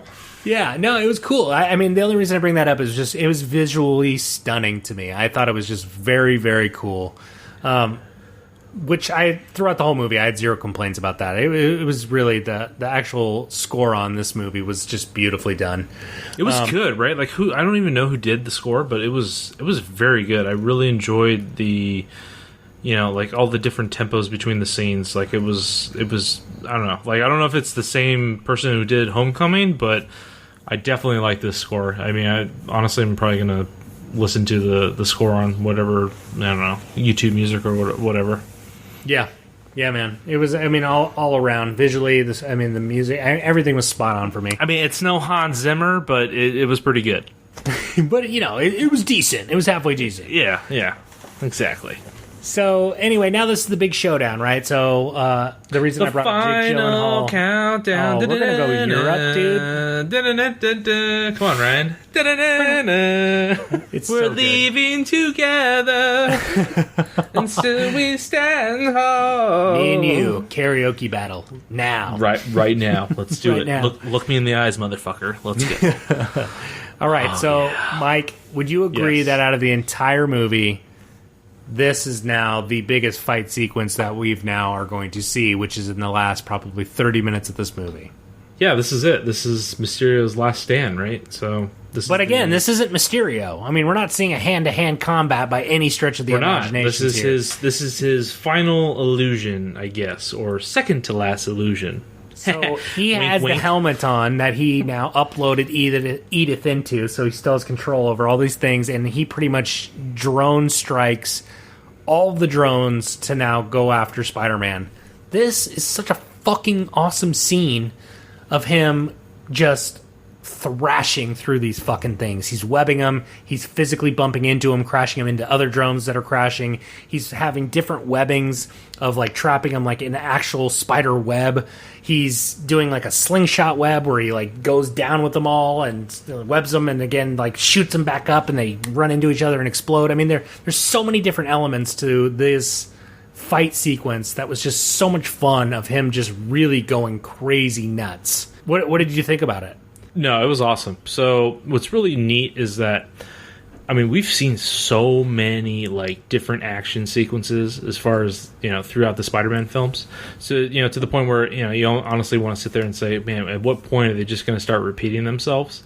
I definitely feel like just the way like the cuts in the action for, you know, his web slinging abilities and like all his little tricks he does now with his web shooters.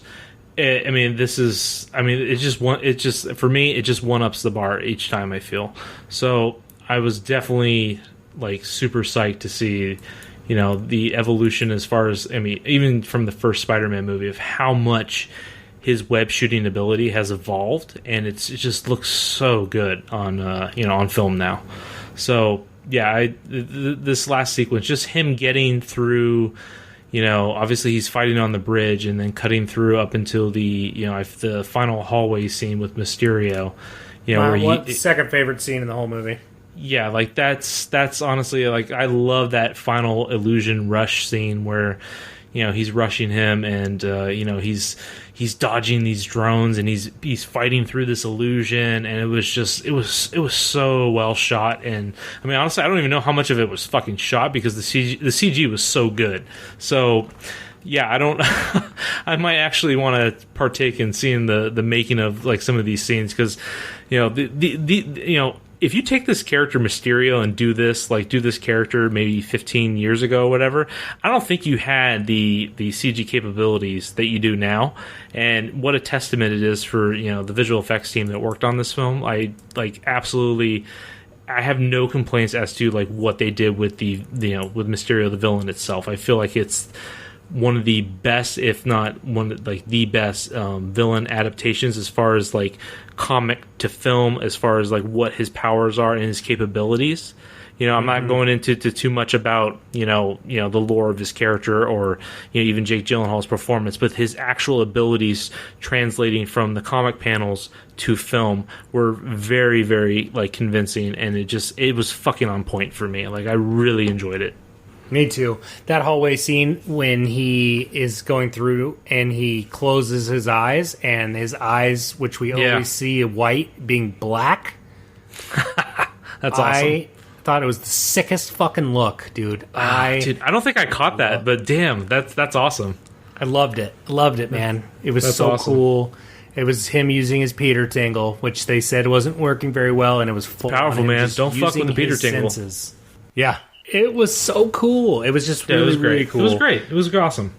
The And movie again, overall it was hardcore, it was man. fantastic. No, it was. It was like, I mean, up until the final scene, right? Like, it was, you know, obviously he gets to. I mean, do you want to go ahead here? I mean, he's gonna obviously get to the point where he's gonna finish Mysterio off here, right? And even at that point, he's not. I mean, he's no killer, right? So it's like, you know, I really like how they ended Homecoming, where he actually like saves Vulture, and he's actually trying to save Mysterio at the end of this.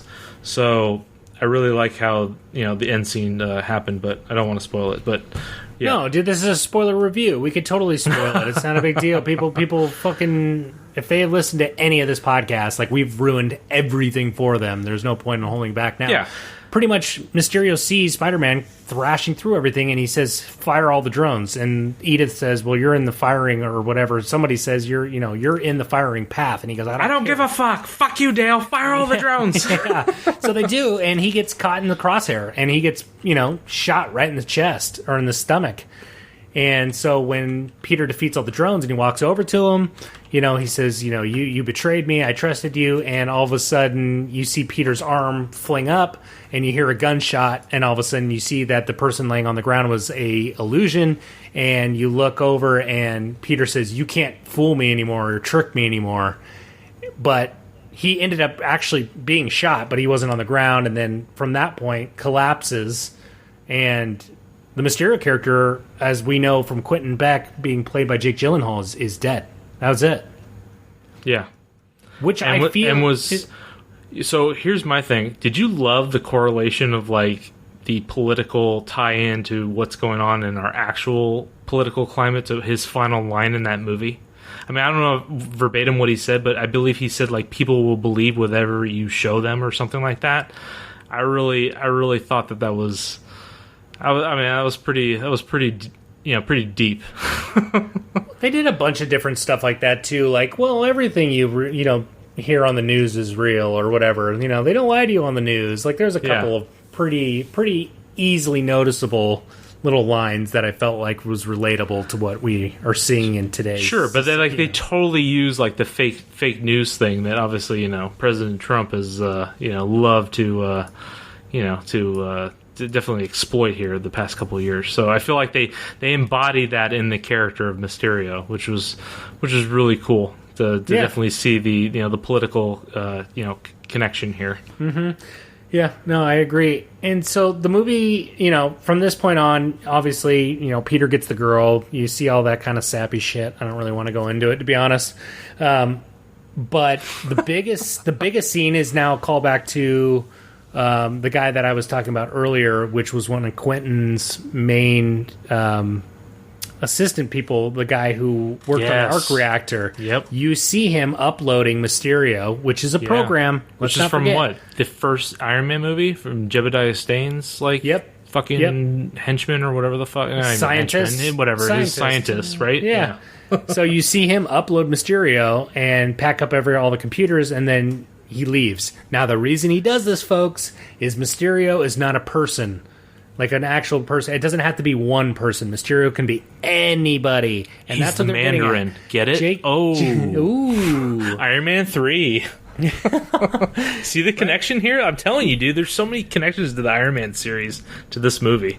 There really is. There really Go is. ahead. So Jake Gyllenhaal, I think he's done. I think this was a one-time movie for him. I think he had a lot of fun. He did a great job as Mysterio, but they're really getting the point across that it doesn't need to be, Jake Gyllenhaal playing Quentin Beck to be Mysterio. If this is all illusion tech, all it takes is the next crazy asshole who wants to take over this tech to become a supervillain.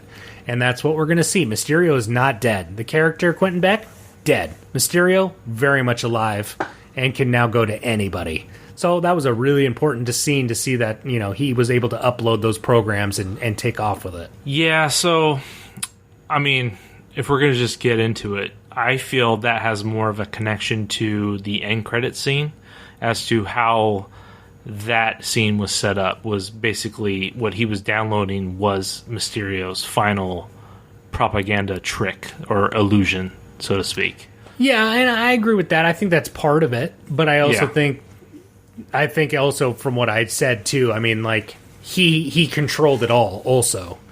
He's the creator on top of what Jake Gyllenhaal was. So I mean, he was kind of if Jake Gyllenhaal was the actor, he was directing, so to speak. Yeah. Which is awesome because I mean, he's literally I'm not saying more so the parallels of Tony Stark having some impact after his death, but obviously Mysterio as well having some type of impact as well after his death. So yeah, and like you just stated too, like these are now minions of Mysterio. They're very much still around, alive, and free. You're right, dude. Like he is an idea. He's not so much a villain at this point. Mm-hmm. Which is cool because we will 110% which is so see fucking him again. It's just so fucking V for Vendetta of him. So Guy Fawkes of him. Yeah, it really is an idea. I'm an idea. Ideas. I love that forever. fucking movie. Such a good fucking movie. That should be a throwback Thursday right there. Yeah, that and Liar Liar. There you go.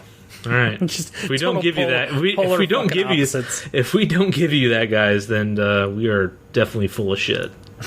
I'm just gonna call bullshit right now. I don't think I want to do those combination of movies. That's no. In fact, we'll do it. We'll do a tandem podcast: Liar, Liar, and V for Vendetta. Go, go! It's the Random as Fuck podcast. Yeah. We don't want to throw too many wrenches in it. We don't want to do that. We don't want to do that.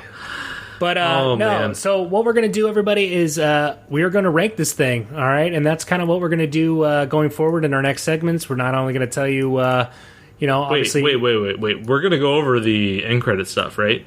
Yeah, but we're going to do this first. I want to make sure everybody understands how we do our rating system. So we are going to play this little segment, and we will be right back.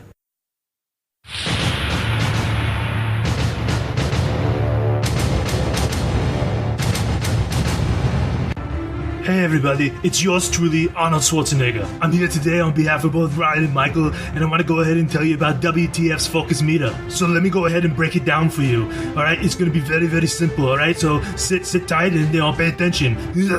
Sorry, I'm going to get going right now. Alright, so now if it's something that had your focus and maybe you wish you never saw it, give it a poor rating. But if it's something that maybe you saw and you're like, hey, I don't think I'm going to ever see this again, give it an average rating.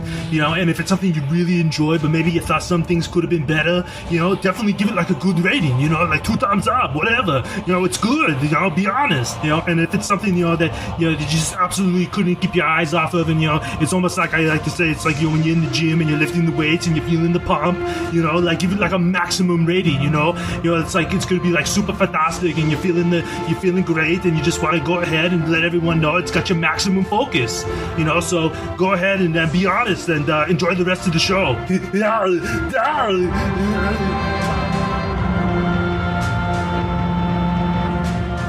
right. Well, just a little inside scoop for everybody. That was actually Arnold Schwarzenegger. That was the real guy. Dude, he actually contacted us, and he really liked our mention for us. Obviously, supporting him through that tough period there. We had that little altercation in South Africa, and he really appreciated that, and he reached out to us through the podcast, and he was so he was really adamant about doing a plug-in for our show. So I was super stoked to have him on, and I know Ryan was a little hesitant at first, but I feel like the proof is in the pudding, right, Ryan? That's right. And wait, did I say Arnold? I meant Will Sasso. Sorry. Yeah, dude, Will Sasso. Yeah, that's where that inspiration's pulled from for sure. God, Will Sasso. I wish Will Sasso listened to this podcast. He is a fucking legend, in my opinion. Yeah, I agree, man. He's pulled off a lot of different roles. He does a great Tony Soprano too. That just fucking killed me. Oh my god! Quit breaking my balls. What, do you know gabagool? Was all the gabagool? Yeah, you bring him into my house. Nah, man, he doesn't. He's a fucking rat. You fucking piece of shit. You. It's all edited. Yeah, it's so good. The Sopranos. See you next week on that SAP network. Yeah. Oh my god. So you have anger towards your mother. I wasn't angry at her. I hated that. Yeah. I fucking hated that bitch. What are you, blind? What are you, effing Ray Charles? Yeah. He was a made man. He was a made man. You rat fuck. You take him out, Bigfoot. Oh my god, so great, man, so great. So anyway, that's how we do our rating system. Pretty simple. I just wanted to make sure we got that out of the way, so when we get to that point, everybody knows how we do it. But yes, continuing on, Mike, let us get to our end credit scene, shall we? Why don't you take it over?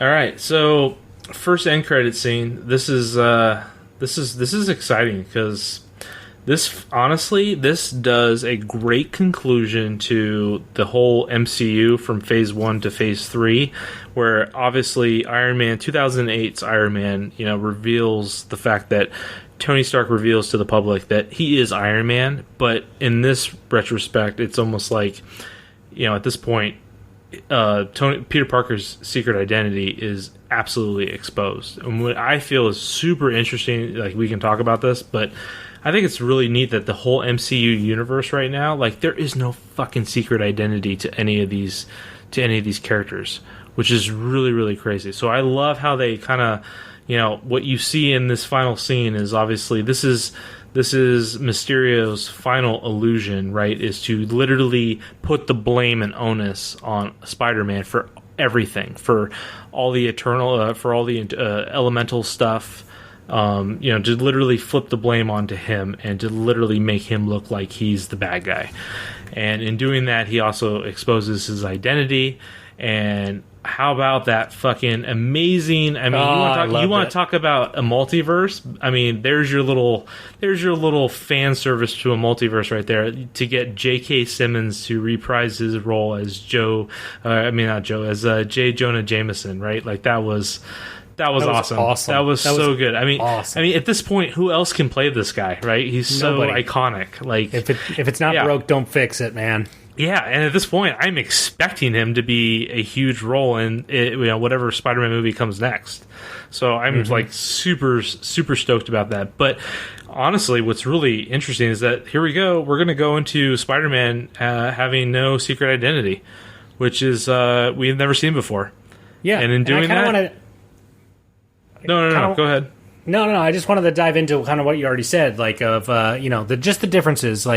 Here, Tony Stark has no problem announcing himself to the world, but look at the character of Tony Stark being not only an adult, but rich and a powerful and obviously a brilliant mind who's already now developed this huge security system around him. You could see why he doesn't have a problem being that cocky about just, I don't care who people know who I am. They can know I'm Iron Man. And then you get this super vulnerable 16-year-old kid who doesn't want to put anybody in danger and doesn't have those securities, doesn't have those advantages, and you can really see why he wouldn't want people to know his identity, right?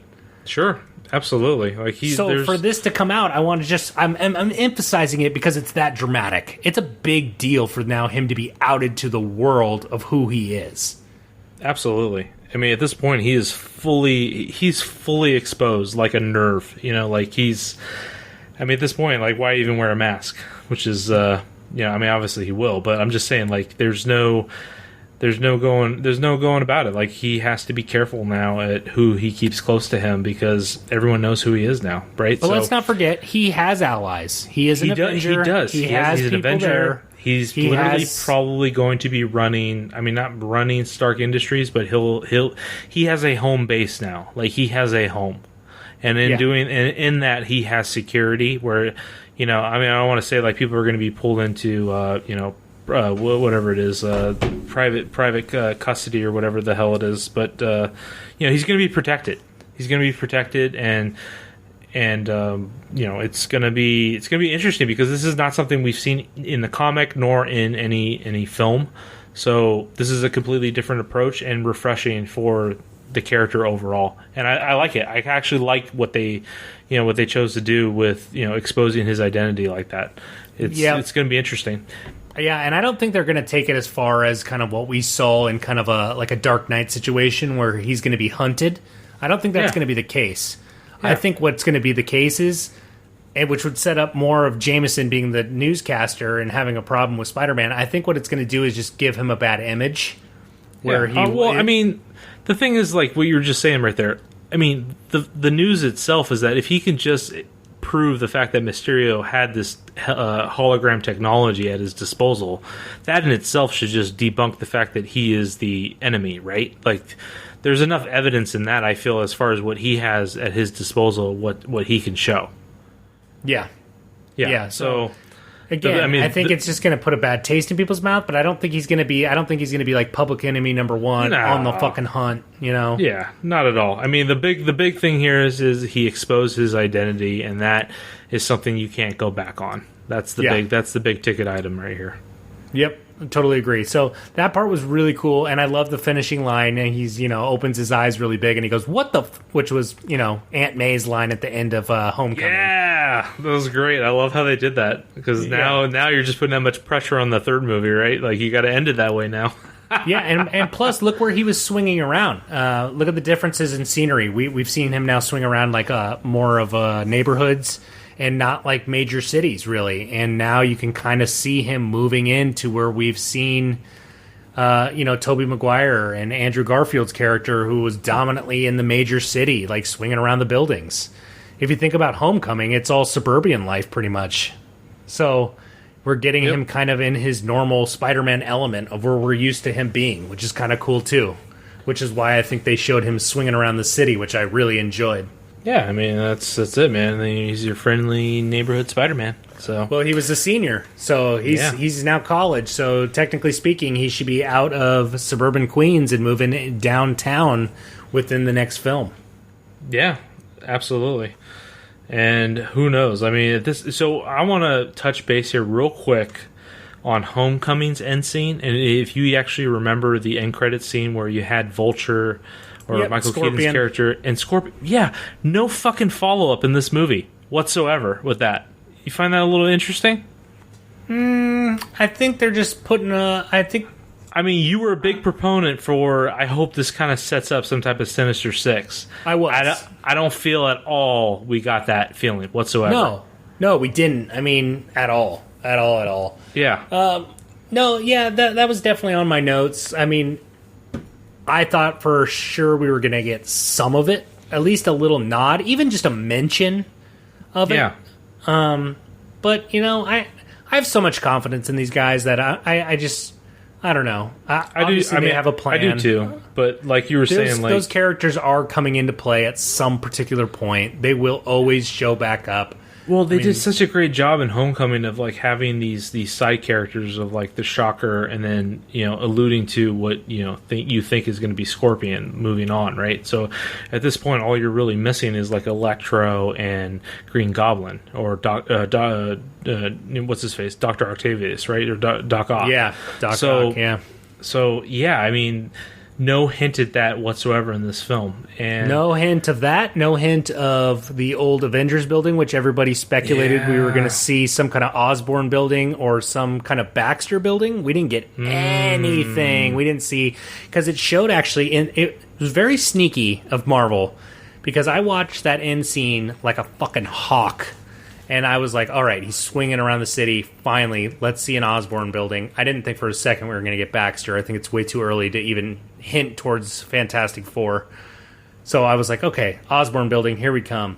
In the previews, you see a building in the background that's under construction as he's swinging through the city. That scene did not exist in this movie.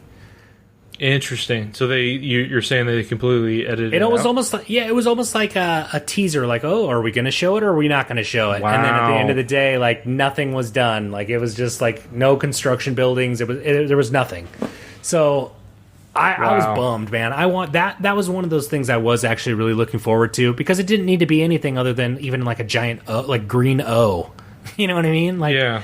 It could have just been as simple as that, and you're like, oh, fuck, well, they're in the old Avengers headquarters. They set that up in the last, again, Spider-Man movie, is when they moved out of the Avengers Tower.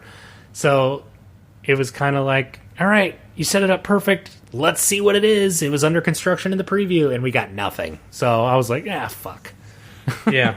I mean, also the thing is, like, the way this movie had ended, I don't even know, like, how we're going to even see, like, the character Spider-Man again, because there's so much uncertainty as to where Marvel's going to go with the next, with the next several phases, that, I mean, it's at this point it's undetermined. I mean, I have no idea. I mean, they can go in so many different directions with how they ended this film.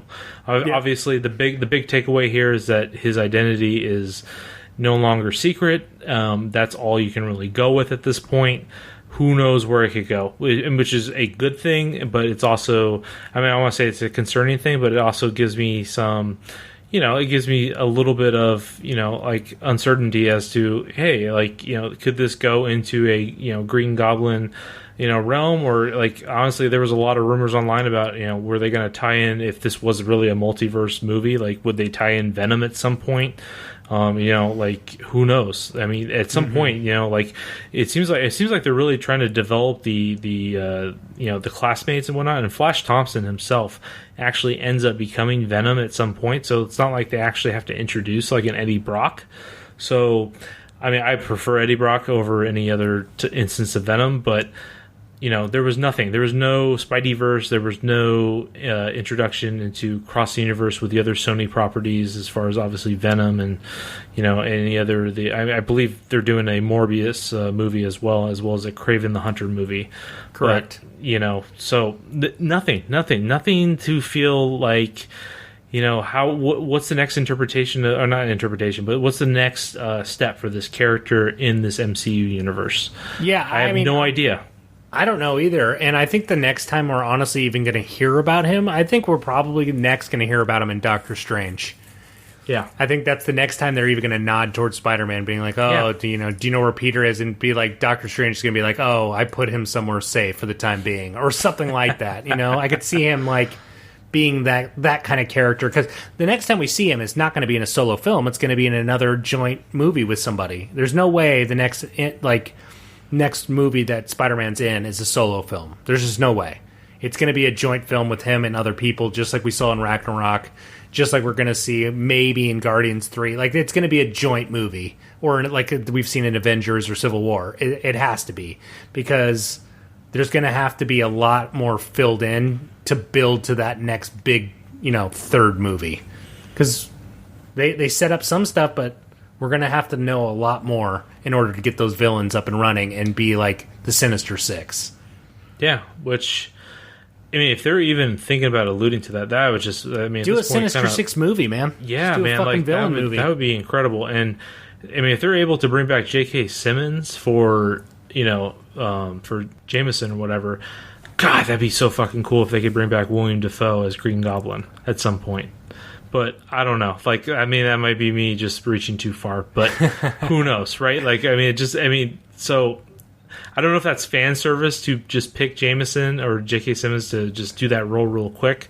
Maybe he has no play whatsoever in the third movie, but I have to feel like he in itself feels like that in itself like opened up the multiverse, type thing, and then. I don't know where they're going to go with the next movie whatsoever. Like it could literally go anywhere.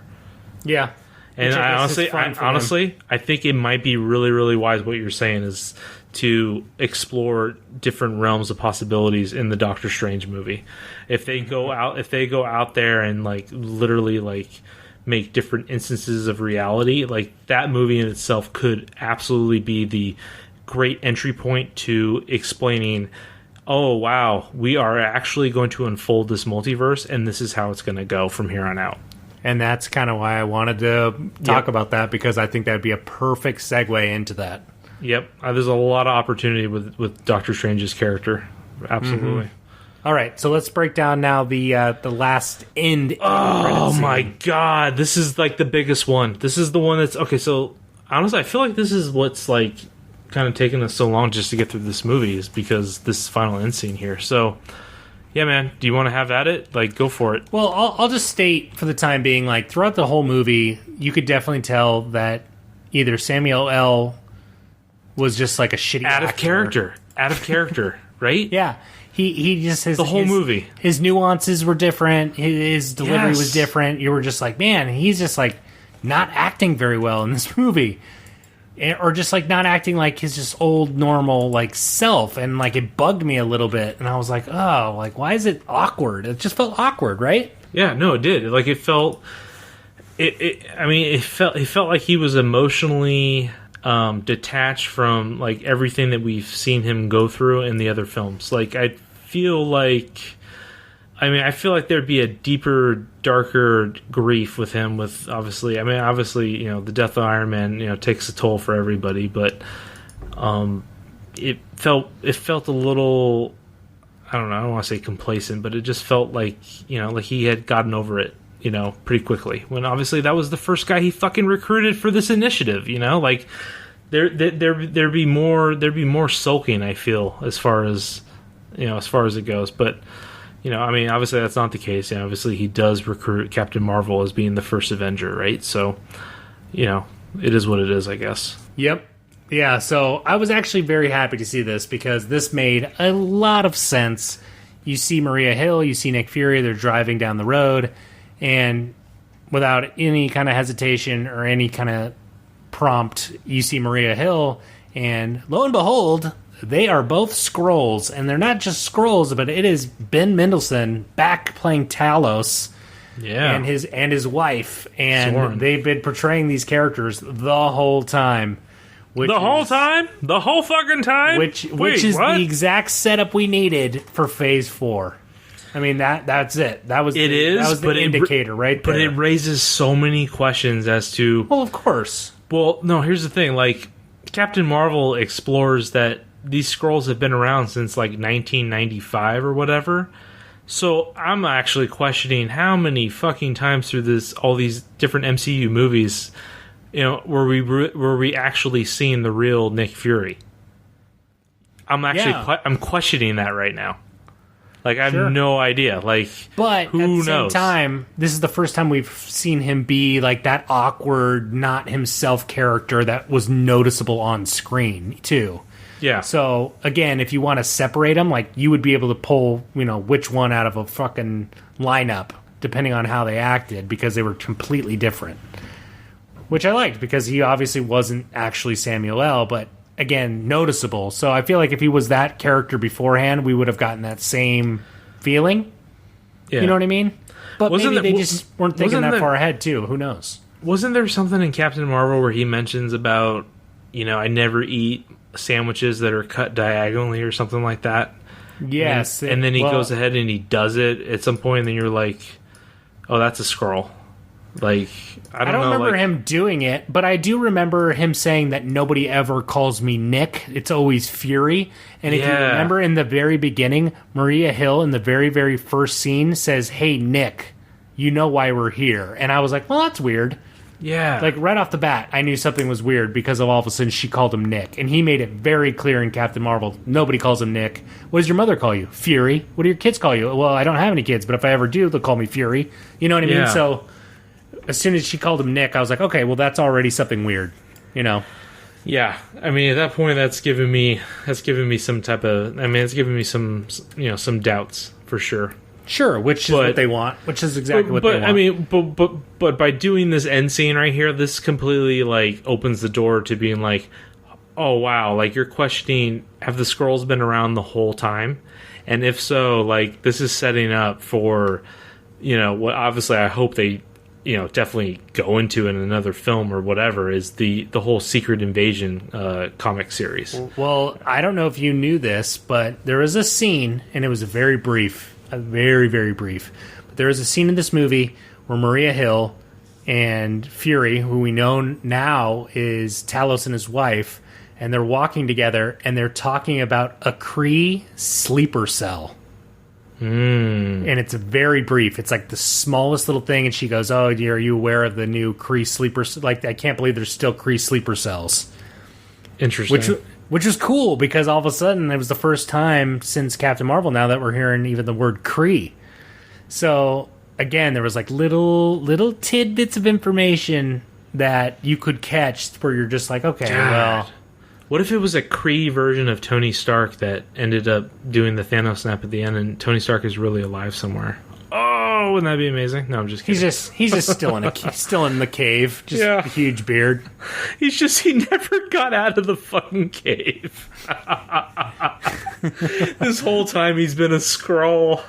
Yeah. Oh, man. So like that's the potential that the Skrulls could have. Like there could be so many different twists that they can do in future films to call back on these, obviously at this point these classic films to, kind of change the change the outcomes and make you think twice, which is really cool. I mean, I really like the idea. I mean, I feel like they've waited long enough to have the Skrulls be a part of the MCU, and I like to see that they're the concepts of what they're capable of can be obviously explored now, and maybe there will be some type of tie-in to whatever we've seen in these Avengers in the Avengers series or any other of the MCU films, that maybe there is a change in some of the narratives that we've seen, and maybe we might see some characters resurface because of this, because they were Skrulls, and maybe they ended up not dying.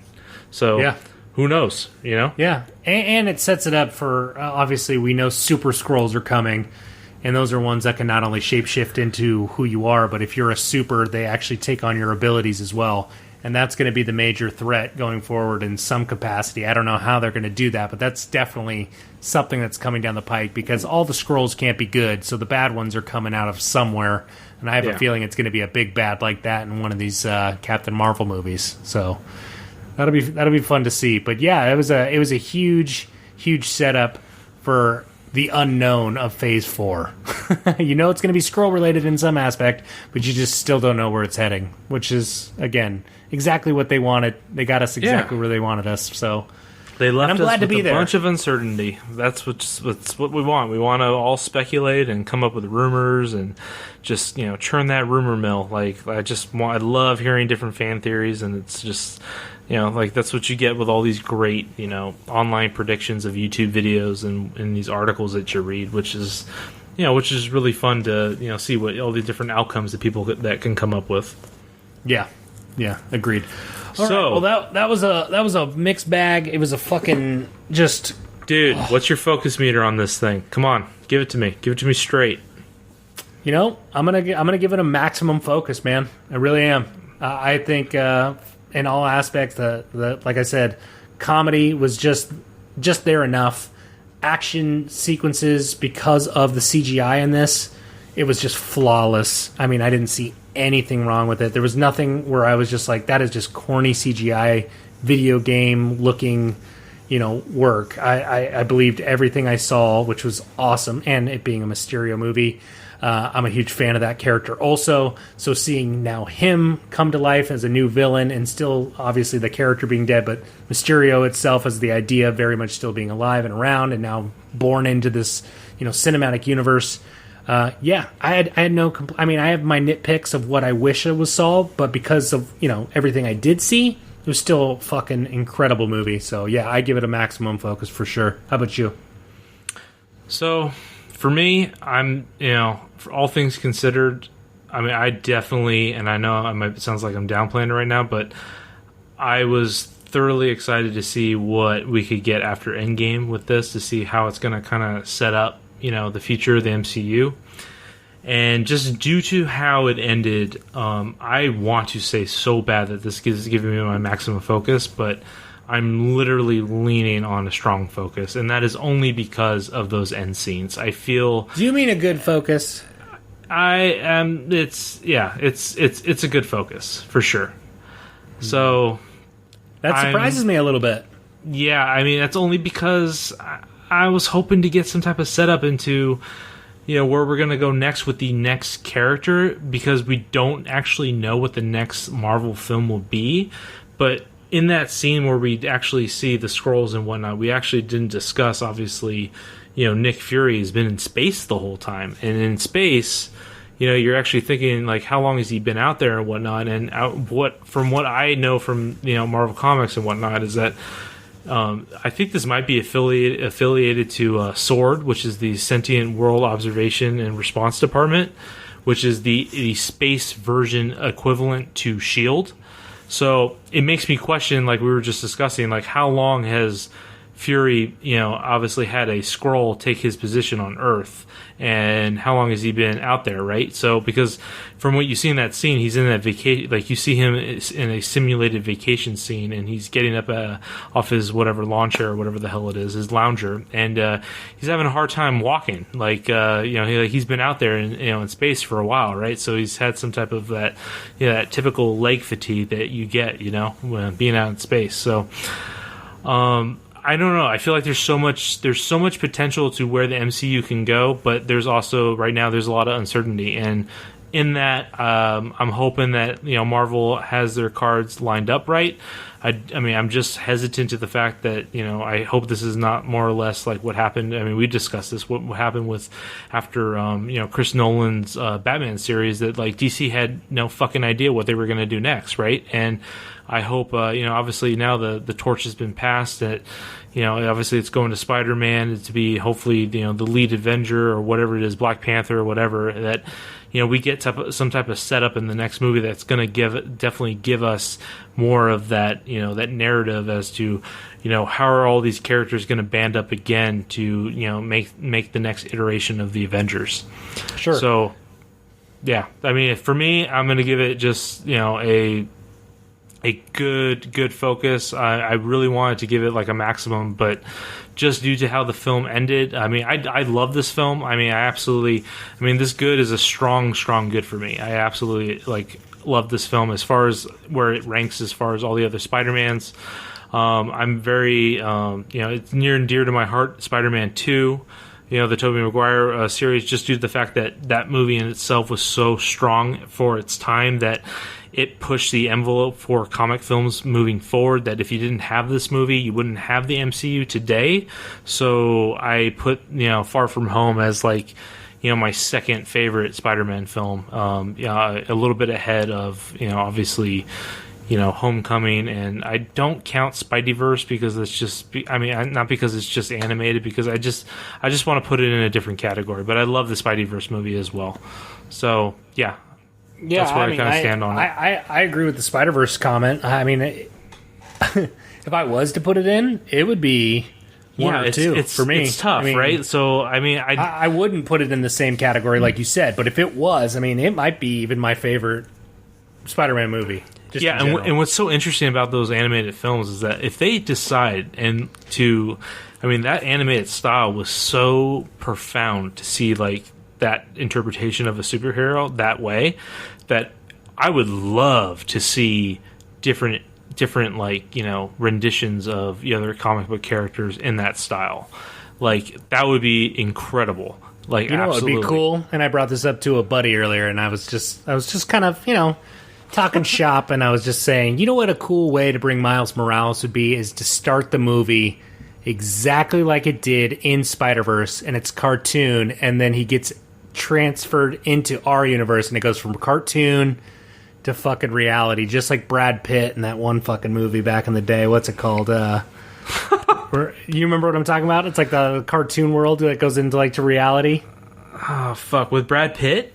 Yeah, I think it's an old Brad Pitt movie. Regardless, I think that would be a cool transfer in character to be like, oh, here's animated Miles Morales, somebody we know from the series, and then he gets taken into, the multiverse, comes into our reality, and all of a sudden he's, live action. That'd be fucking dope, dude. I think it was to tie it all together. Cool World, right? Is that it? Yes, thank you. Yeah. That's right. Yeah. It's like a Roger Rabbit type film. Yeah, kind of like that. But I thought that would be a really cool way to do it if you were going to bring that in. And that's another reason why I was kind of bummed the multiverse part didn't work out.